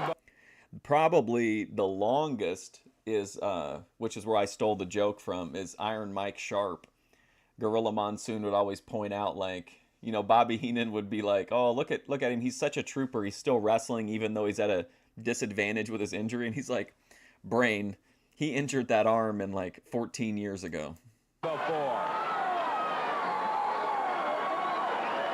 Well, Idle. A legit injury. Evidently thought of every contingency. Because Tommy Rich appears from nowhere. Idle pulls the referee over. Lawler is down. Count of one. Count of two. Count of three. And the King has lost the hair match to Austin Idle. I met Mike Sharp when I was a kid, but I don't remember much about the interaction. It took two of them, and then there was Danger Lee outside the ring, and if he could have gotten in, there'd have been three on it. What a joke. He just walked out of like the locker room and then like came up, and I think he asked me like why I wanted to talk to him or something like that, and then he just like left. He is. Anyway, isn't there another little piece of tape you got? Yeah, what I wanted to point out and show the folks is how cocky they were after that situation with the 2-on-1 ended up on Lawler. Let's see what they've got to say. Well, a jobber reporting calls for us to come to the dressing room of Austin Idle and Tommy Rich. Yeah, well, officially in the history-making match tonight, Jerry the King Lawler lost his hair to Austin Austin Idol. It should read to Austin Idol and Tommy Rich. Yeah, how do I like it? You ask it. I want to tell you what I think. I've seen a lot of wrestling. I've seen a lot of things done. That's the lowest thing I bet Vince was laughing about that to himself for like months. I've ever seen done in my life. This guy, you've been planning this. You took care of everything. How did you end up getting in the ring? Yeah. What were you doing inside that cage? You know, Lance Russell, excuse us. Yeah, you come in to talk, but we don't need you in here. You know, I told you, Jerry Lawler, it was going to get intense. Real intense. I'm hungry, boy. Paulie, businessman. Look at that hair. But what we're talking about, Jerry Lawler, everything was your way. Austin Idol put to return all the money to the building, put his hair on the line. But the one thing you overlooked, you put a big 16, 20-foot... Yeah, I mean, aside from the whole building a fence around the pussy thing, Tito Santana seems like a nice guy. Also, he's like he's crazy affordable on, what's that thing called? Cameo. He's only like $15 for a Tito Santana cameo. Cage, but you forgot to look under the ring, or you forgot to look when Pat Tanaka got out of the cage. They don't know where I came from. Intense, Lawler. Now you're ashamed to show your face. He don't even show his face around me. What is that? Don't they realize something, TR? Don't they realize, Paulie, that I was born in Las Vegas, Nevada, Jack? I grew up not on a baby bottle. I grew up spinning the roulette wheel. I grew up playing 5-card stud. I grew up pulling slot handles. I'm a gambler from the day I was born, and I'll gamble to the day I die. And Lawler, when I put my $50,000 in the bank, I put it right in the bank. There was no shucking, no driving any more than that. 50 grand of my money, brother. You said it came from a plane crash. Yeah, Tito seems like he was all business, and he was pretty business-minded too, because he protected himself. He hardly ever lost. Even when Macho Man beat him for the Intercontinental title, there was like he hit him with an object, and he put his fucking feet on the rope. It was like a crazy putting over of Tito Santana, even in losing. He just like, when it came to the Rats, he was just in it for himself. From blood, from sweat, from tears. But you remember one thing. In Las Vegas, they always got a whole card. Yeah, the Executioner. Remember that terrible... well, I say it's terrible, but to me, I think it's really funny, where they interview him as they're coming out, and they talk to Tito, and it's like a decent like little babyface promo. Then they bring in the Executioner, and like, it's like the worst Boyd shit show interview ever. Hello. I am a big leaguer. Oh, the hole, baby. You're my ace. My ace. I love it. I love it. I love it. The greatest of all time. The new kings, rich, sexy, and mean, darling. King of the fools, Jerry Lawler, the people of Memphis, and you too, Lance Russell. Jerry Lawler. Let me tell you, you had the ace up your sleeve. You didn't do it fair. That's all. Okay, let's finish it, right? That's enough. Yeah, they were sure high-spirited that night. Yeah, Tito definitely did not like putting people over.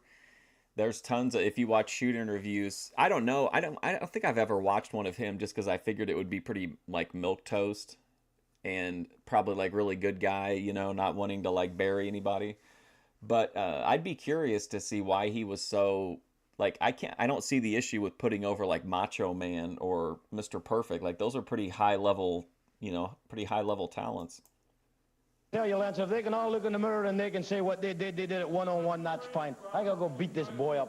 One-on-one, I'm sure of that. And he built a fence around it. He was trying to lock down the Rats. Because Dundee takes off for the ring right now for his match, Dave. Look at this Lisa Frank outfit. Ooh, look at Keith Eric. Yes. Ruthless aggression. Wow. Oh, shit. Now we're going. Been hanging around up there in the ring, but look at Dundee. Oh, Dundee went right after him, too. Eric bodies. I'll have to check it out. I saw there was another one I wanted to see, too. It was, oh,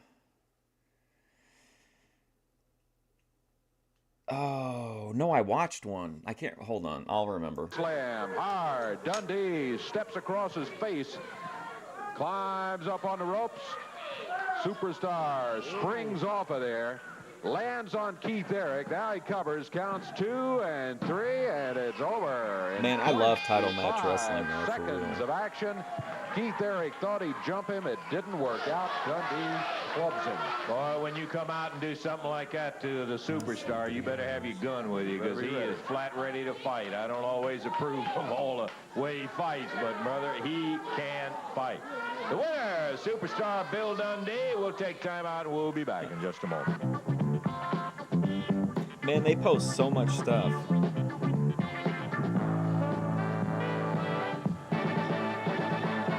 Coliseum, we've already told you about that dynamite main event that'll be topping the card. I can't find it now. A great card coming in there Wednesday at the Coliseum.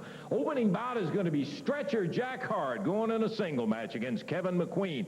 And then the international heavyweight champion, Golden Boy Chick Donovan, will be defending against the Muscle Man. While I'm looking through it, though, I see an interesting video. It says Eddie Mansfield on when I pranked Chick Donovan and Mr. Fuji's borderline criminal ribs. From Zuma Beach, California, Alan West. Billy Travis, Mark Starr will be taking on Paul Diamond and Pat Tanaka.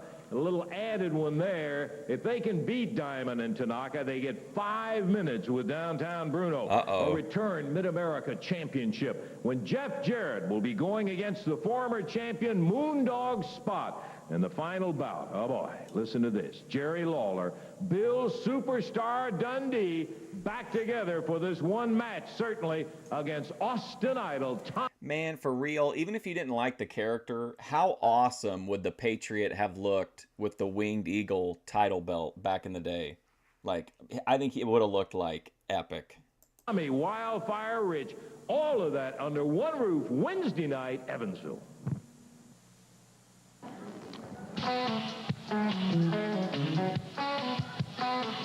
Southern Boys making their initial appearance as a tag team right here. Southern Boys versus Rough and Ready. Okay. Championship Wrestling. And here they come. One of them we know, Dave. The other one we do not know from previous experience. Bucky Ziegler, one of them we've seen before. Bob Cook, the other. They step up onto the ring apron right now. And we're about set to go with a one-fall 15-minute tag team match here. Their opponents haven't made it in here yet. Here they come, led by their manager. I just think that it's strictly an aesthetic thing for me, but honestly, I wouldn't have minded him as champion. I loved Del Wilkes' run as the Patriot. I thought it was like just amazing at the time. I think he could have had a great feud, finished off Brett. He could have had a great feud with Vader. I think that could have been amazing. But like, I just think like that character with that belt, that like black belt, Winged Eagle, just would have been like incredible. Boss winners. Talking about Rough and Ready out of parts unknown at 424.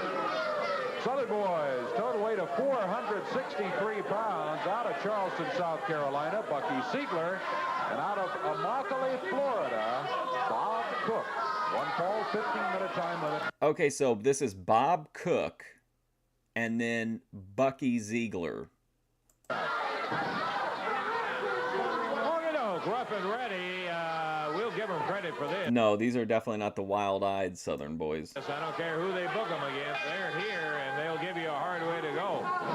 As they get ready to go with Bob Cook making his first appearance in the ring on Championship Wrestling. Bob Cook out of Immokalee.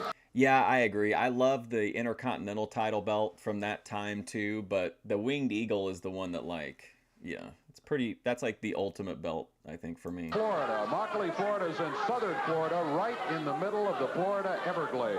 Down southeast of Fort Myers, way down south. He had to fight to get out of that swamp down. True. Monkey flip out of the corner. Rough. Oh, victim of a drop kick. Great move by Bob Cook. I always point it out just because I'm mentally tracking it, but he's continuing on with the victim of a drop kick, which anything that can tie one thing that we watch to something else is always interesting to me. So that Dave Brown phrases it that way, like that Ruff was a victim of a drop kick. Grabbed the arm, took him down. Cook has good balance, I'll say that for him. He does. I don't think so, Backwoods, unless they put him with like a heel manager, because Ricky was absolute dog shit in promos, and in my opinion. And he just honestly, like, I never bought him as a threat. Like, I bought him as an athlete. Like, here's a guy who he couldn't beat up Macho Man, but he might be able to, like, finesse him with technique and get the win. Like, there's nothing intimidating or scary to me about Ricky Steamboat. I could be wrong. Maybe he'd really come to life. I don't know. Lamar on the left arm, Ruff of the team of Ruff and Ready. I don't know what's going on with Ben and Grace. It's hard to keep up because they're on Kick, and they have like multiple streams a day of like varying lengths. It's hard to keep up on everything that's going on, but so yeah, I don't know when they're coming back. I was hoping they would head out west and look for the Netflix treasure, but you never know. Boss Winters thinks this may be it. I don't know. The way they started out against Bob Cook, I wouldn't say that the prospects are too bright. So far, I still would not put him in the favorites role, but anything can happen. Bob Cook, nice takedown again. Well, he's done that 2 or 3 times. He just waits till it's kind of a hesitation move almost, and then he grabs it and out. Why don't they ever let that manager say anything? Like, is it because his team always loses? Like, I'd like to hear what that guy has to say. He should be given an opportunity to speak, in my opinion. Rough and Ready are out there all the time, putting their bodies on the line. Their manager can't get, like, 30 seconds of interview time. The match. There's a tag, Bucky Ziegler coming in. I'm outraged. Oh. Kind of did a little leapfrog over the... Hurricane Paro, you know what that's like. They've basically got this guy backstage. We know he's there. The fans know he's there. Everybody wants to hear him talk. But these people that are running, that have the controls to the show, are trying to keep this guy, backstage forever.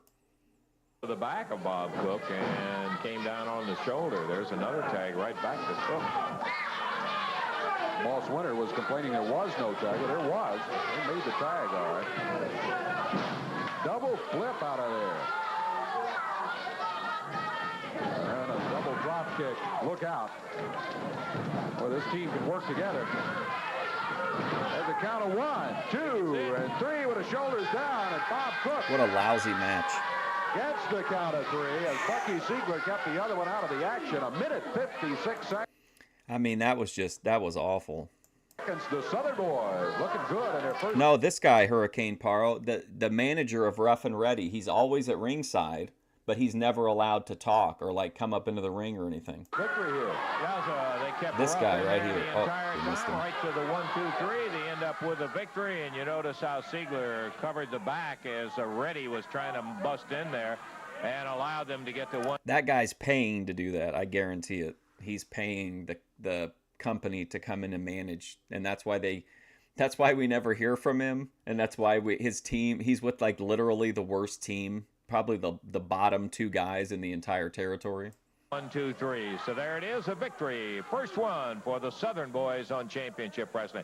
Dave, I know that you've had a million times the question asked, hey, boy, I'd like to become a wrestler, and how to? How do I do it? Never before have we really been able to give any information about it. Right now, if everybody will pay attention to exactly what's coming up, you will get some information about a new wrestling school that's coming up. Let's take a look at it. I'm Michael St. John, and if you would like to be trained to become a professional wrestler and are 18 years or older, then send your name, address, and phone number along with your height and weight to Wrestling School, 126 Waltons Ferry Road, Suite F1, Hendersonville, Tennessee, 37075. That's Wrestling School, 126 Waltons Ferry Road, Suite F1, Hendersonville, Tennessee, 37075. All applications will be sent by return mail.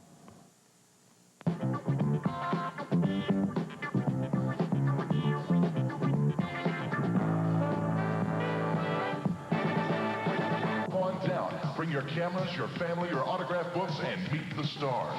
He hauls on Grandpa Jones, Pittsburgh Steelers superstar Terry Bradshaw, Andrew Stevens from Movie Seduction and next season's star of Dallas, Miss America, Kelly Cat. Let's see. When did we see Bambi last? Definitely didn't see her last episode. So we're at least 2 weeks removed from a Bambi appearance.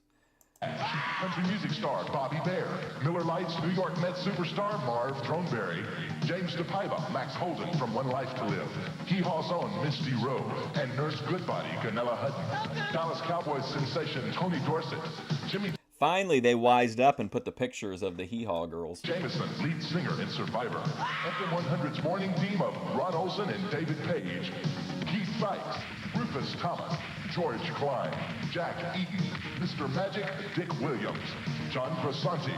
Meet all your favorites: Grace Thorpe, King TL, Hurricane Paro. The Memphis Storm soccer team, the Memphis Chicks, including George Lapidus, the Chicklets. At BoydCon 2025.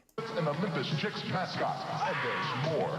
Cartoon superheroes, the Transformers, Teddy Ruxpin, the Care Bears, Care Bear Cousins, Liberty Land's Hound Dog, Animal Crackers, Strawberry Shortcake, R2-D2 and Darth Vader, the Pound Puppies, Spider-Man and the Incredible Hulk. Max Headroom will be making special Savvy Guy, Tony Yeoman will be eating live on stage. digital appearances all day long. The King of Wrestling, Jerry Lawler, will be there, along with superstar Bill Dundee, Rocky Soulman Johnson, Jeff Jarrett, and a bad guy wrestler, Dunk Tank. And that's still not all. That's awesome, the bad guy dunk tank. Race car driving legend Hooker Hood, MSU Pom Pom. Hey, what do you think about that? What if they rented a dunk tank and put Ben in the dunk tank? Girls, Mike Paxton of the Boston Red Sox, pitcher Charlie Lee of the Montreal Expos. Hurricane Paro, are you telling me that if I get a venue for BoydCon 2025, I can't count on Hurricane Paro having a table set up? 1969 World Champion New York Jets Larry Grantham and 1949 World Champion Boston Red Soxer Dave Ferris and Continental basketball star, former Boston Celtic, MSU's own Andre Turner. Stanley. Listen, I don't have a problem. I could definitely get a venue for BoydCon. Here's the thing, though. Here's how it would go. I would put the word out that if you were like a Boyd streamer, you could come and get a table or whatever. But people would either demand an insane amount of money, or they would like say they were coming, and then at the day of, it would just be me in like an empty conference center. Morgan, voted most valuable player by the New England Patriots. Kickboxing champion Anthony F. Elmore. And Budweiser's Dog of the Century, Spuds McKenzie. And the national champion monster truck, the Crimson Crusher. Plus Pepsi's new generation video van. And surprise mystery stars you'll have to see to believe. The stars fly into Memphis. Hurricane Paro, missing out on the official airline of the Parade of Stars. And accommodations for the stars provided by Wilson World Hotel. On Sunday, May 31st in the Mid-South Coliseum from noon till 6. Ticket prices $6 adult and $3. Like that tour I took of the fire truck. Well, if I'm hosting it, I'm not going to have it at the Big E. I don't want to have to fly. I don't want to have to travel to New England. Children under 12 with proceeds going to benefit Special Olympics. The Parade of Stars. You've got to be there. Oh, here we go. Complain. Wait, let me tell you about complaint. You got Jeff Jarrett, Steve. Jeff Jarrett got no talent. He's not ready to be in a professional wrestling square circle. He's in there with the Moondog. Moondog's fly. Come back here.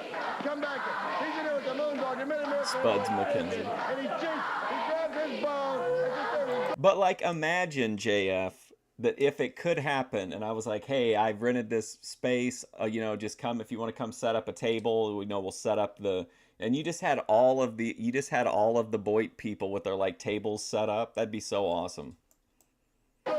Crazy crossover potential. He grabs an hits him in the head, steals the title, and runs away like a little goofball. And his daddy and Eddie Mullen and the referees and everybody else is protecting him. We're going to get that title back. In the process, we're going to hurt Jeff Jarrett pretty bad. And you know what? I want all those people out there to listen to something. Get a close-up on this. We could have in the non-main conference rooms and like the amphitheaters, we could have like the panels set up to discuss like different landmark lore moments. Hey, cameraman, get a close-up on this man. Listen, this is a man who has a little bit of canine tendency. That does not make him a dog. It makes him a human being and a person. It deserves respect. It deserves your attention. He don't want to hear all these people out in the audience, in the auditoriums, in the arenas throughout the South. Roo, roo, roo. We don't want to hear none of that barking. It'd just be me and the Thorpes at the Holiday Inn. All you people need to shut up with the barking. No more ruff, ruff, ruff. This ain't a dog, it's the man. And if you're hearing... And then Ben would bury me on the drive home about how I promised them wealth and fame to come out to this big convention, and then nobody showed up. Barking, we might just come in a crowd and go after you, or we might just get in a car and go home, because we don't want to hear it, Lance Russell. Yeah, Cody Turbo, did you see the their like intro video and on the previous episode? It was really good. They had him like coming up literally out of the swamp. Yes, life-affirming advice from Hormaxer, absolutely. I want to make that perfectly clear right now. And what's this? Another piece of meat, some more Hormaxer did say he's open to paneling with me. dog food for the Moondog. What's his name? Jim Jameson. Ain't gonna be nothing left of him, maybe, but another bone like this. That's what happened to the last guy that got in the ring with the Moondog. That's where the bone came from. Okay, well, it's kind of like you said, Bruno. We don't want to hear it. In the ring right now, Jim Jameson out of Memphis, Tennessee at 216 pounds and Moondog spot.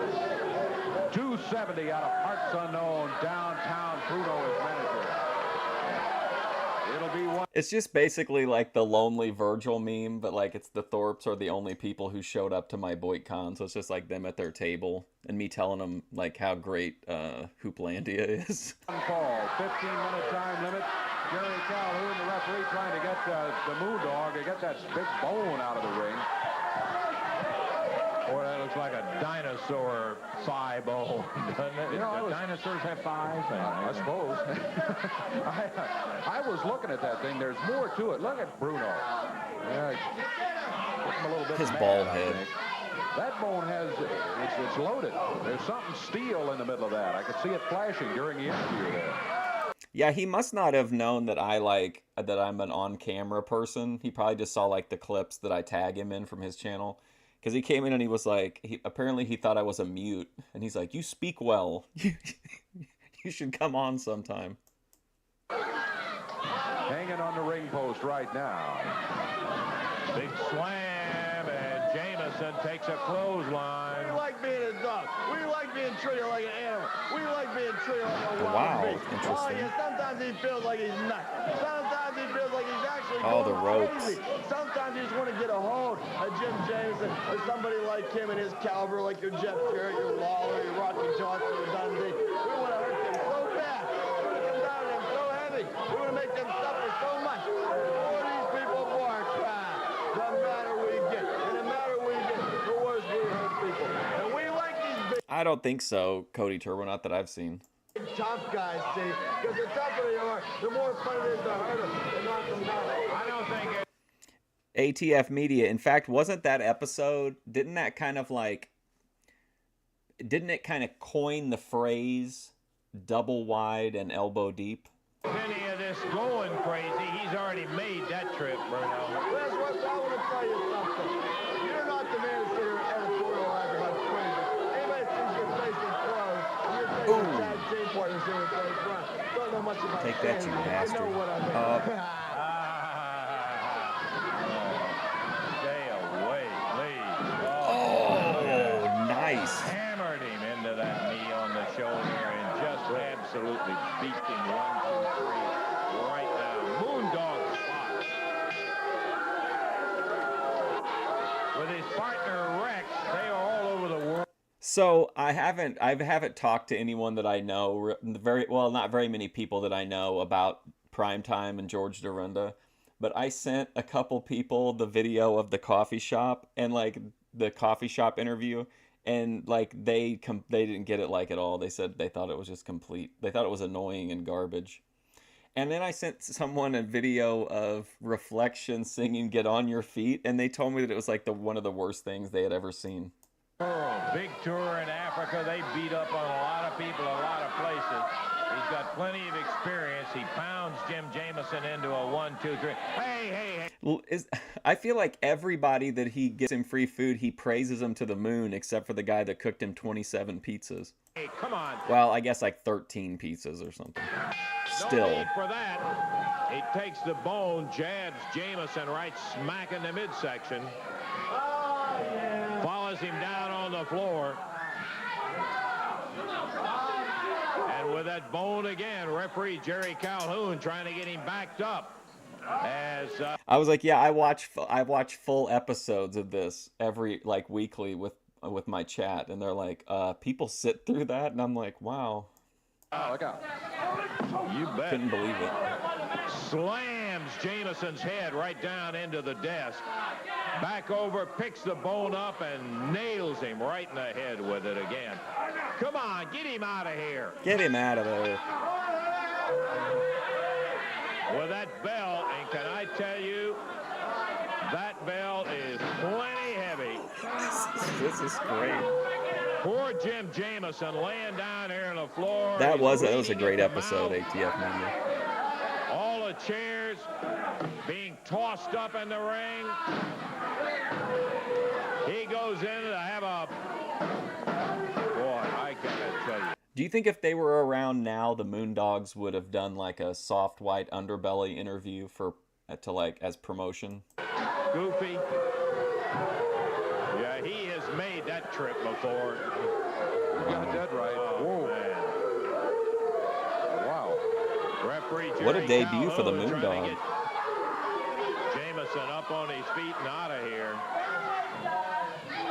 Well, Moondog spot ends up victorious. We're going to have to take time out and take a break as Jameson is tossed right over the table.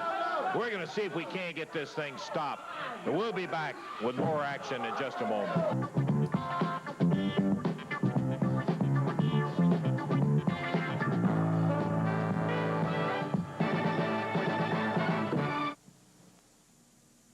Evansville Wednesday night, I just can't wait. I'm going to tell you, you're going to be seeing it when Austin Idol, Tommy Wildfire. I wish he was, and I don't know anything about the guy, but I just wonder what's going on with the comments on his posts. Like, you guys have even made comments and they don't show up. So it's not like just because he thinks I'm like stalking him or something and he's blocking me. Like, no one can communicate with this guy through YouTube, it doesn't seem like.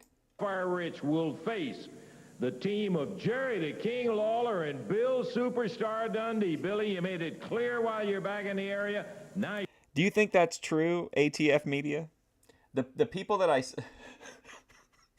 Do you think the people that I sent the videos to, if I had sent them an entertainer's clip instead, that would have won them over? You're back and your Lawler is your partner. That's right. You don't have to break bread with somebody every day to climb in the ring and be his partner. Now, I gave him a word we're going to kick butt, buddy, and that's exactly what we're going to do. I don't like you, Island. I don't like you, Rich, because you both go around telling lies, and you said you did something I tried for years to do. You couldn't do it, punk, and we're going to beat you up right there in Evansville. Oh, boy, can you believe how tough it's going to be when you see the King back in action? The Superstar, they made one of the most successful. Look at this version of Lawler. Successful tag teams in history of wrestling in action in Evansville Wednesday. I can't wait, Lance.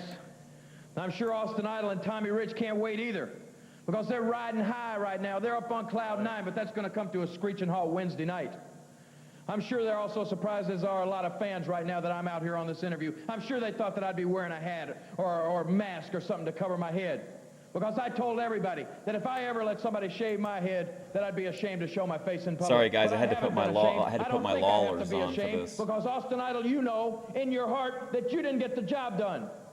You had to have Tommy Rich hiding up under the ring all day long and all night long, just waiting for the end of that match. And you had to have Paul Dangerly on the outside to help too. So it took 3 of you. That's why every morning when I wake up and I look in the mirror, all this does is serve as a reminder. All this does is make me hot, Idol. You and Rich, you scum. When I get my hands on you in that ring in Evansville, Indiana, I promise you, boys, it's time to pay the piper. And I guarantee you this, I'm going to hurt you like you have never been hurt in the history of your life. You're going to see it. Jerry the King Boy, Lawler, Bill Superstar whale of a Dundee match coming up. Together for this match against Austin Idol, Wildfire Tommy Rich, Wednesday night, Evansville.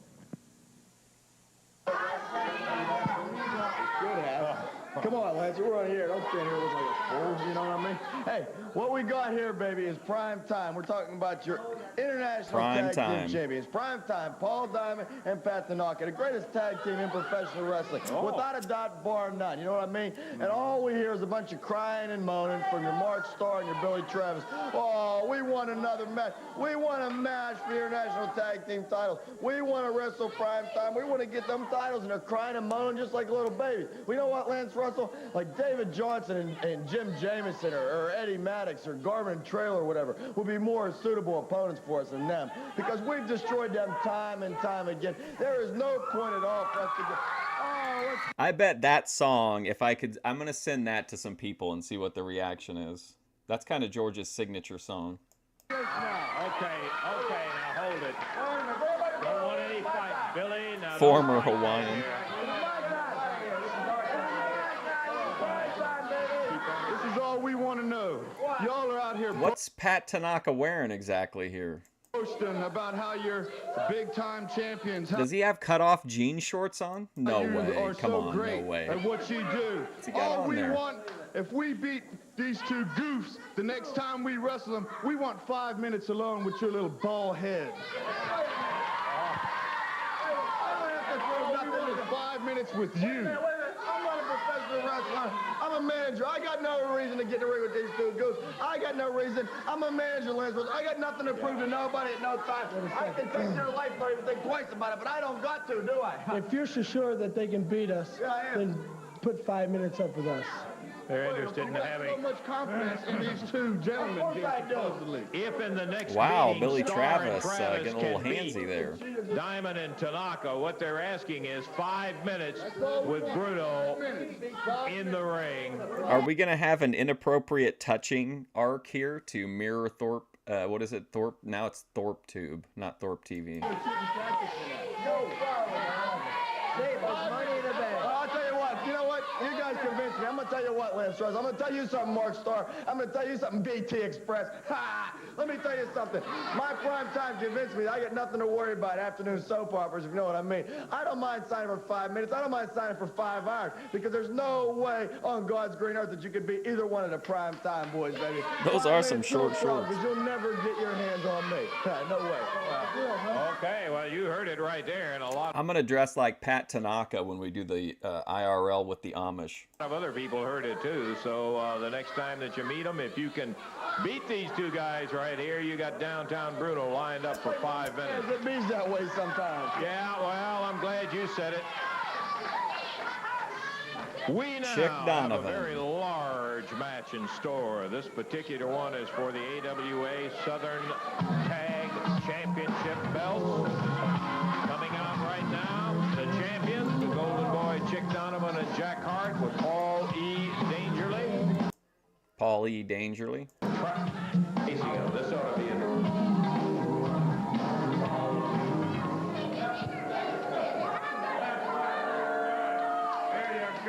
Oh man, you hear that feedback?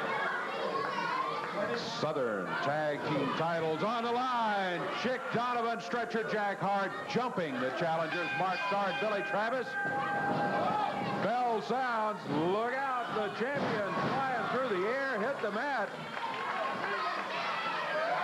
This, Dave, is an experimental thing that we got permission to do. We've got a Southern Tag Championship match that is an expiration of time bout. Expiration now, in the of time event, match. and I don't think the likelihood is there, but in the event that this one goes short, we do have a standby match, so don't worry about that. But this is our first time with an expiration of time championship match on our television. Never let it be said, Lance Russell, that the Dangerous Alliance is afraid to defend its honor. Oh, you see, you got a lot of champions out there. Did you guys see got the that? World Heavyweight Buckwinkle. You got the tag team, the Oh Rockers. man, that I looked don't see rough. anybody coming Let's here. go back. Let There it we be go. said, Lance Russell, that the Dangerous Alliance is afraid to defend its honor. You see, you got a lot of champions out there. You got the World Heavyweight Buckwinkle. You got the tag team, the Rockers. I don't see anybody coming here on TV. And the I'm not gonna have time after this one to watch another one. I'm only gonna have like a little bit of time. But if there's somebody you want to watch and check in on, let me know. There's the Tony Yo-Man stuffed leg, but if there's something else, I'm open to suggestions. the belt live in front of everybody's eyes. You see, when Paulie Dangerly has a belt in his stable, he makes sure that the champions are there for the whole world to see. I don't see any other champion coming out here and putting a belt on the line, but I do it because I'm not only confident, but I'm just that smart. Well, you're going against a very rugged team, I'll give you that. These are no pushover challengers because Travis and Starr, while they haven't been together that long, they've built up quite a reputation in a short time. Travis and Starr are two great professional athletes. They're great wrestlers. They're great athletes, and they deserve it. Is he still alive? Is Barry Horowitz still alive? Title shot. That's why I signed for this match, because they deserve a title shot. We duck no man. We duck no tag team.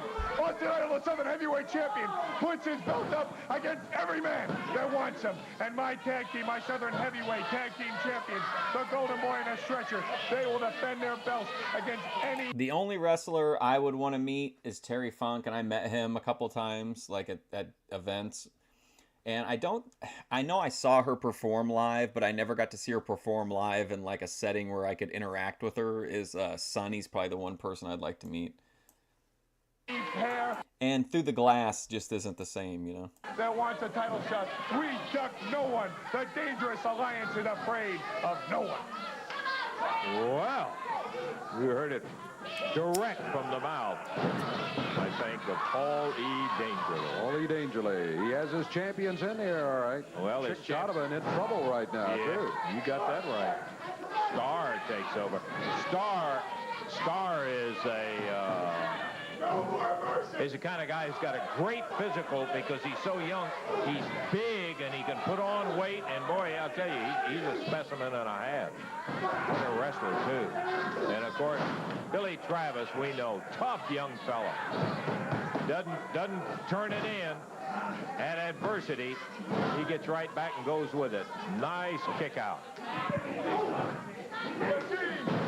Do you remember if he talked about this time period, or was it mostly like get to the like WWF stuff?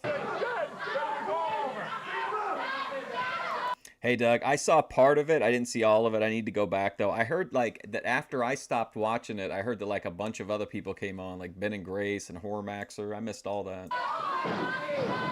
But just watch what happens.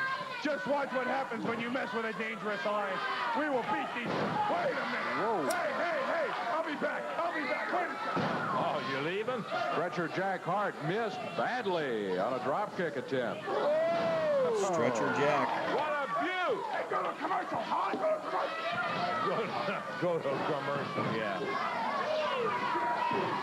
Bob Backlund. Travis have taken control of this match.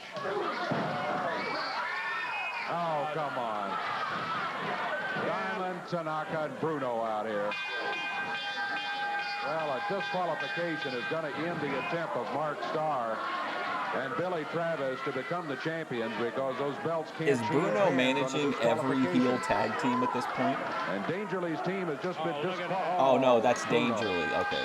He's got the other guys.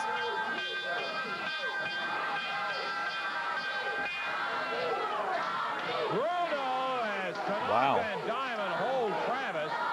Bruno is slashing Billy Travis across the back with that belt. Starr being held by Donovan and Jack Hart. So you've in effect, well, not in effect, you've got 6 guys out here, and Bruno, Tanaka, Diamond. Oh, look at this. Here comes the superstar, Jeff Jarrett. And some of... I've read that before about how he talked about the having to name the presidents to get an autograph. I'd be like, fuck you, Bob.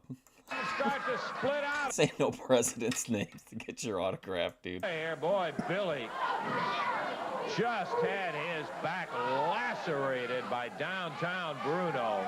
Billy helping Mark Starr up. Oh, man, oh, man. They really pounded him with that belt while he was held by Tanaka and what Diamond. A beating. It's a situation where Bruno takes the belt and just beat him and beat him and beat him with that belt. You can bet you that one certainly didn't feel good. And a win just is these a 3 blonde guys win, and crack me up. That's not what they had in mind. They want those international belts.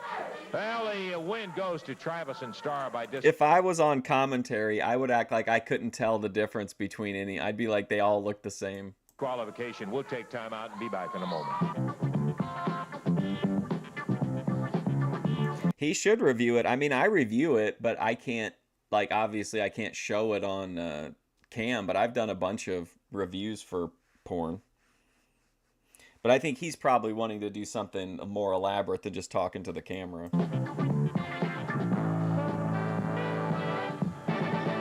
They kept their titles the way champions of that ilk seem to sometime, by disqualification in there. When things started going bad, immediately you saw Tanaka and Diamond come rolling in there with Bruno, and boy, oh boy, did they were. All right, ATF Media. We're moving into the other dimension now. Let's look at the I want to see the turkey leg challenge.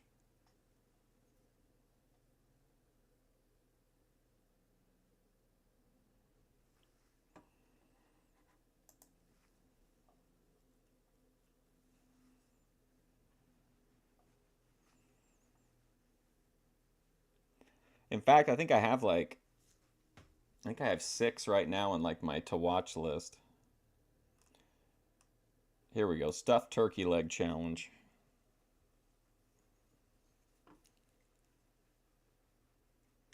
Now this was a challenge from another YouTuber. What's up with it? Oh my God. Watch this video to the end, y'all. Check out what I got today, man. Today I'm doing the turkey leg, stuff that turkey leg challenge. And see that turkey leg right there, y'all? And in this turkey leg, I have fried pickles, fried okra, french fries, seasoned rice, macaroni and cheese, with meat, baby. Oh my God, look at his background. Cabbage. All right, ATF Media. And french fries. Did I say french fries already? I don't know. With 2 motherfucking peppers on the side, baby. Yeah, baby, look at that. Let me show you. 2 of them motherfuckers. Oh my God. With 2 motherfucking peppers on the side, baby. Yeah, baby, look at that, child. Man. All right, so that's fried pickles, fried okra, french fries. Okay, I know I ask this every single time, but like, this is a lot of food, right? Like, that looks like it's a crazy heavy plate of all that food too. Looks like it's really heavy. Like, it's nothing about it is like light or whatever. Like, I'm not crazy, right? Like, that's a shit ton of food on his plate. Seasoned rice, macaroni and cheese, with meat. I don't know what you call that shit. Chili mac or what the fuck ever. Cabbage, with 2 motherfucking peppers on the side, baby. So with the 2 peppers, that makes it 7 ingredients. It's just so much food. Oh. All right, y'all, man. Ooh, boy. Before I get with it, let me say these grace. Grace. Amen and amen. Ooh, boy, look at this, y'all, man. Let me get me some, let me get some hot sauce on this shit, man. Man, these videos are stressful for me. That just seems like it just seems like, I wish he would weigh how much the food weighs. Just seems like a crazy heavy meal. Look at that, y'all, boy. There's some shit in it, boy.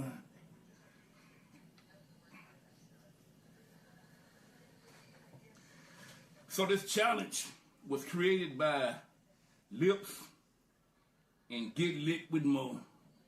And I was called out, I was tagged by the real Lady Red, ASMR.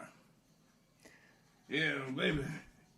So should I start tagging Tony in challenges and see if we can get him to do them? I gotta call out 3 people, man. So the 3 people I'm gonna call out for this challenge. I'm gonna call out my man, Big Belly Bob. Big Belly Bob. If you're not up on the Tony Yeoman lore, Big Belly Bob has done at least one collab with Tony in the past. The crazy Canadian cooking Yeah, crazy Canadian cookie. And my man Snoopy Eats 408. Snoopy Eats 408. Oh man, I don't think he done it yet, man. I'm not sure. All right. One day, everybody, he's gonna call me out, and I'm gonna be like, "There's absolutely no way, Tony. Like, I can't eat all that shit." All right, y'all. Let me get with this, y'all, man. Shit, boy. I don't even know what to start, man. Ooh. Let's start with this rice, man. I should have made some cornbread with this, boy. He might have his sipping cup like just off stream. He drank a Powerade for breakfast the other morning. I thought that was kind of funny. I was like, is he gonna drink Lemon Thunder during a breakfast mukbang?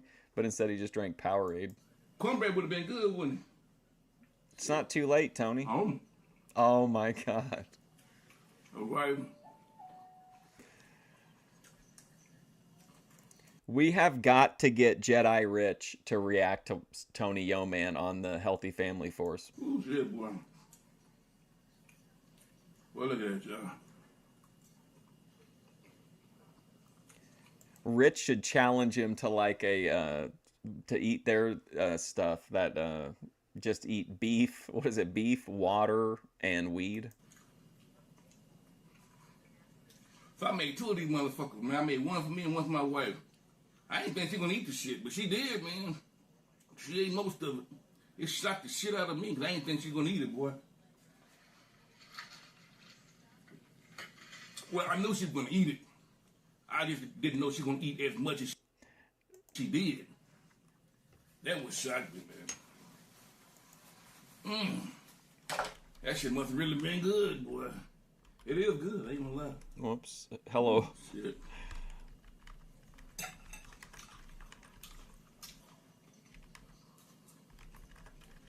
Yo. I need a little ketchup, boy. For these french fries and okra.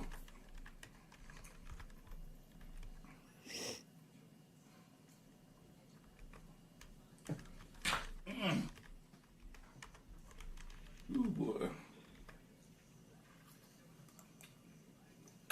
What is it? There we go. Ooh, man, that's so much. Man.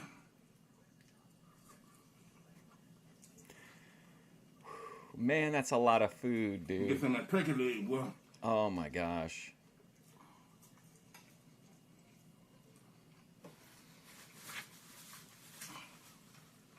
Man. Get some of that okra.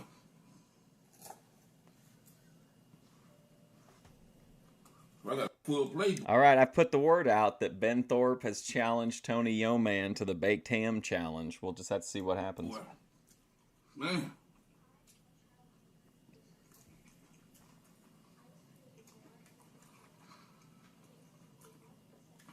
I feel like I'm in the military. Ooh, shit, boy. This how they eat in the military, don't you? I don't know. I mean, I think most of the food he eats typically, like, it looks good. It's just, like, it's so overwhelming to me to think about, like, eating even half of this would, like, stress me out. You never been to the military? Rest in peace, Tony's toilet. Mine. Oh, my God. Oh, my God. Woo. Jeez. Oh, boy. Oh, my God. It's good, boy. That was a huge fork of fucking food.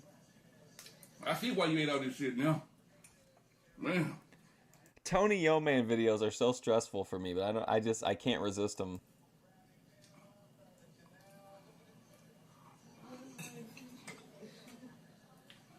I need to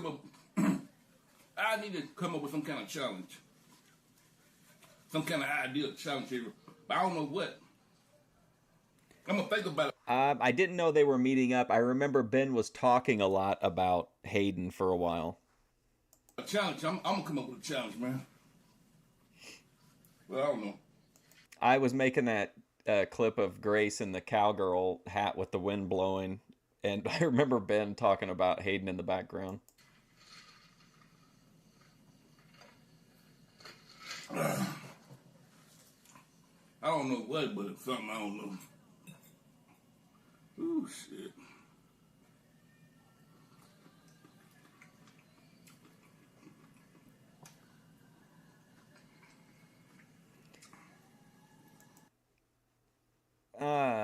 Is that the guy with the long hair? Am I thinking of the same person, or is it a different roommate?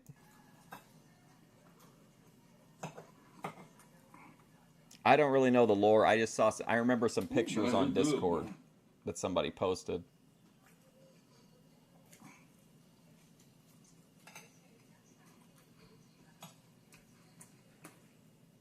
Oh man. Look, the bone came that look at that bone, y'all. The bone just slipped out.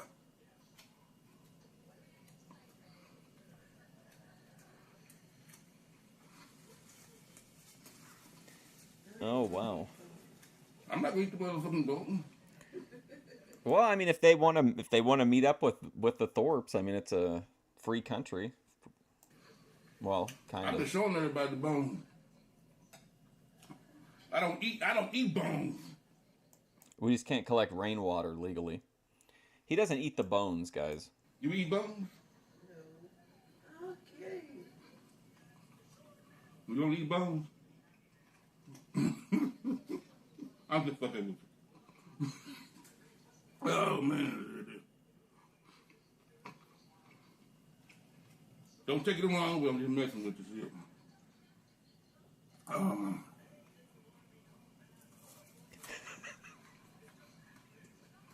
Do you eat bones? That is a T-shirt for the Fusion Studios shop. You eat bones. I'm gonna lie, boy. Just take a leg with that fried okra. Man. Shit, boy.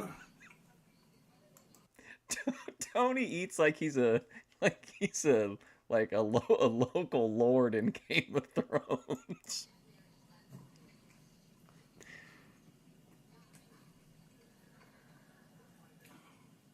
Boy, that big ass bone, boy.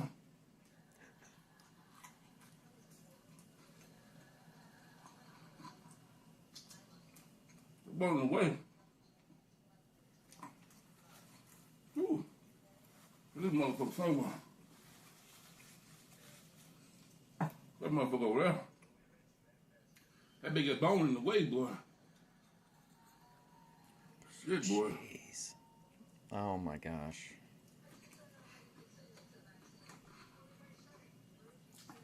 That damn bone just popped out. Just popped the fuck out.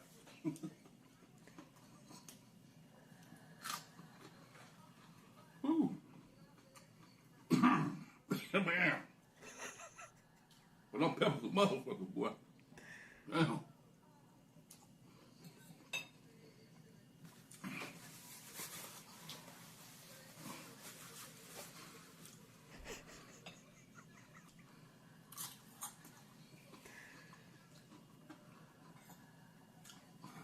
Ooh, shit, boy. I can't believe these kind of videos are real sometimes. I ain't gonna lie, this is a challenge, boy.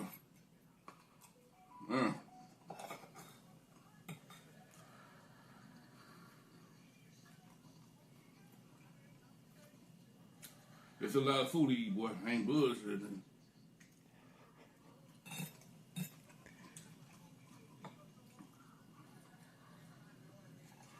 Oh, man. Well, it's good, man. Wow.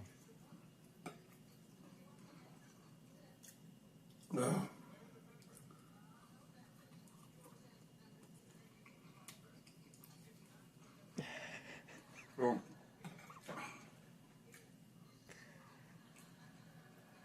So I just want to say, Lady Red, I appreciate you calling me out, man. I accept the challenge. I'm doing the challenge. Woo, shit, boy. Man, look at that, boy.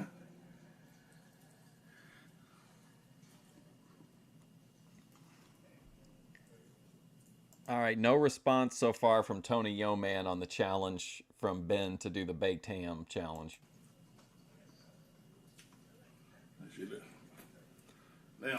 He's bulldozing his way through it.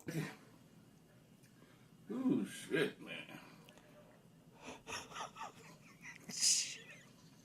Oh my God. Oh my God, wow.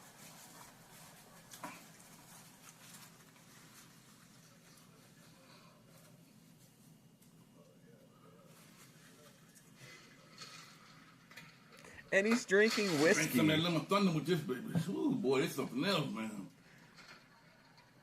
Like, this really is, like, I know people always say, like, everything, whatever aligns parallels with Rome or whatever. Like, this definitely feels like something that would have gone on in ancient Rome. Like, they had those vomitoriums and shit like that. Like, I just feel like this is Roman content.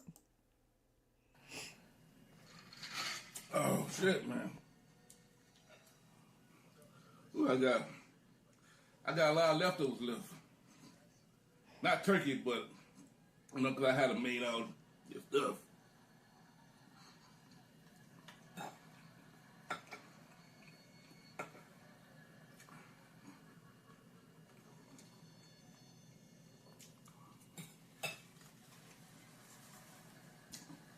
Ooh, boy. I'm getting full of motherfucker, boy. I don't think I can be finished yet. I still, honestly, unless they reached out to him and he said no, I don't know why they didn't meet up with him. They were at one point 20 minutes away from Tony Yeoman, who will literally, you just tag him on YouTube and he'll participate. Like, a Grace Tony Yeoman mukbang at Burger King would have been legendary. That's a big ass turkey leg, boy. That's a lot of meat on that leg. Yeah, boy. he's drinking lemon flavored whiskey.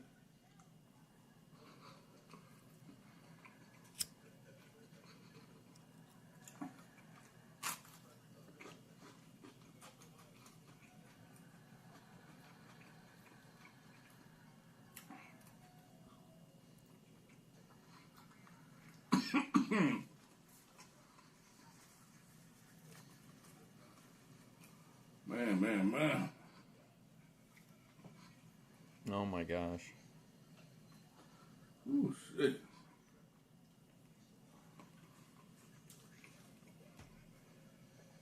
Ooh, I need a little bit more ketchup. Oh no. I love that ketchup on that okra, boy. I thought he was going to be done. Ooh, shit. Oh man. Man.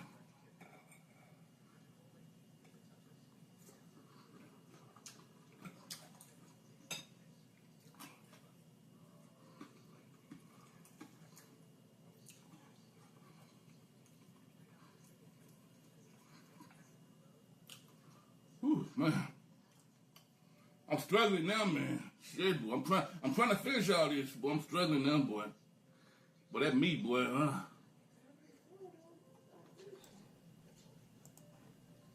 He's like, I can't let Lady Red beat me.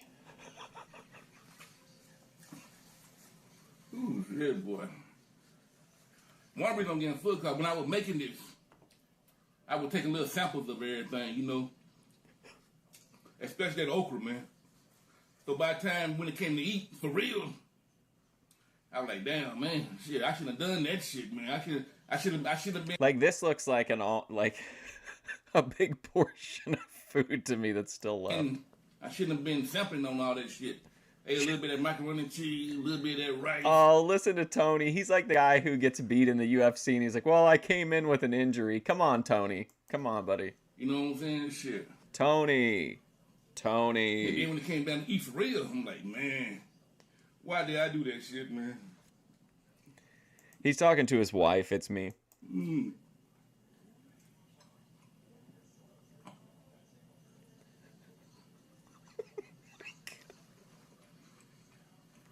Yeah, man.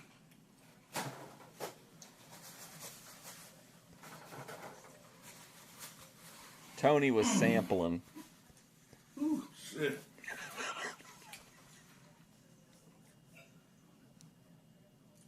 Yeah, shit, boy.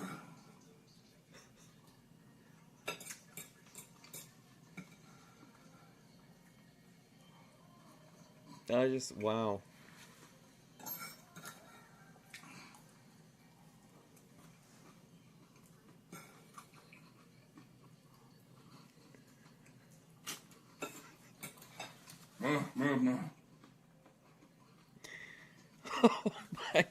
I'm almost done with this shit, boy.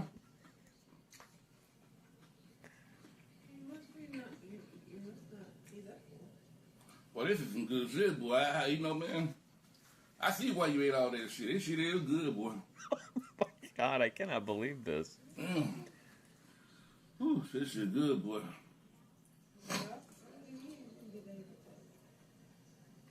Man.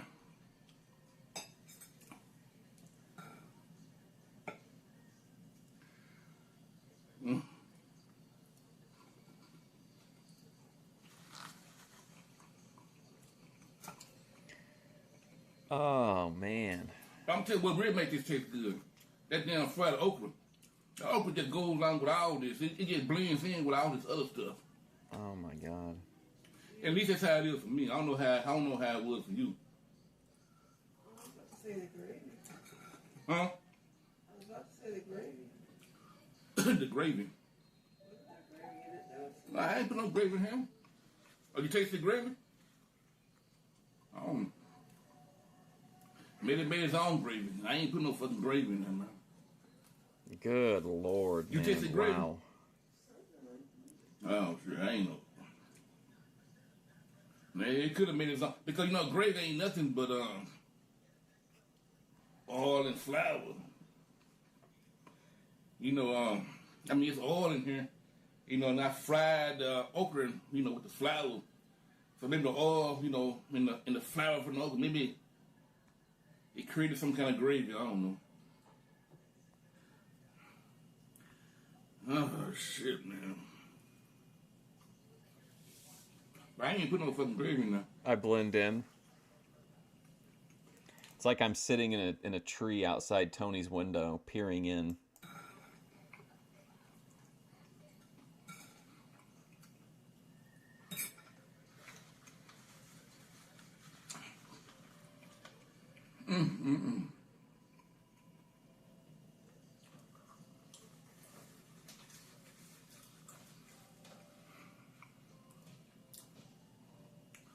Ooh, boy, I got a bump. Ooh, I think I did it, man.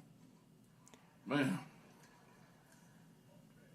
Subscribe, I baby. didn't eat nothing today. Subscribe. I didn't. I wanted to do this challenge, man. I mean, except for what I was eating while I was lining making up it, with the man. trees. Yeah, man, shit.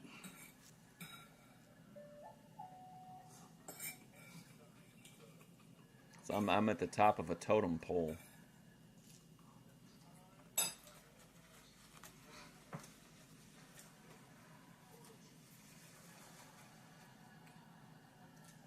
Ooh, let me get some more of that lemon thunder, y'all. Oh, man. Oh my Ooh, gosh. that's some good shit. See him slamming his mug down like an old school king. Ooh, that's some good shit, boy. Oh my God. Man. Ooh, shit.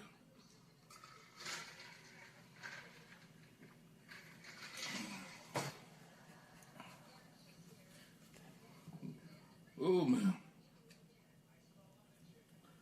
Isn't life wonderful? Isn't life wonderful?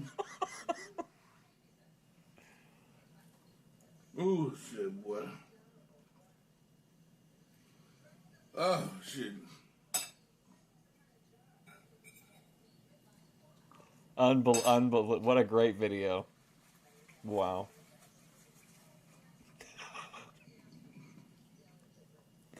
All right, y'all, man. I can't eat no more of this, boy. Wow. I mean, I'm really done with this shit, really. I mean, I got a bunch of little bones here and shit.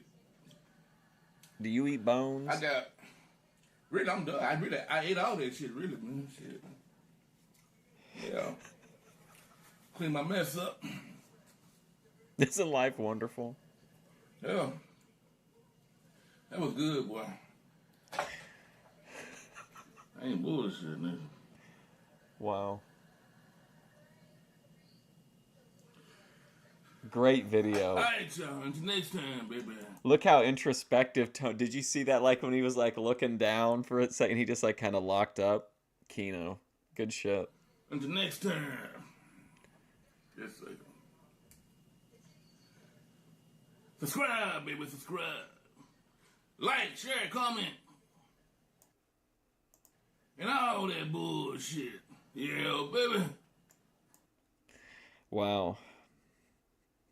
That was a great video. I mean, every single video I started off and I say there's no way. There's just no way, and somehow he does it.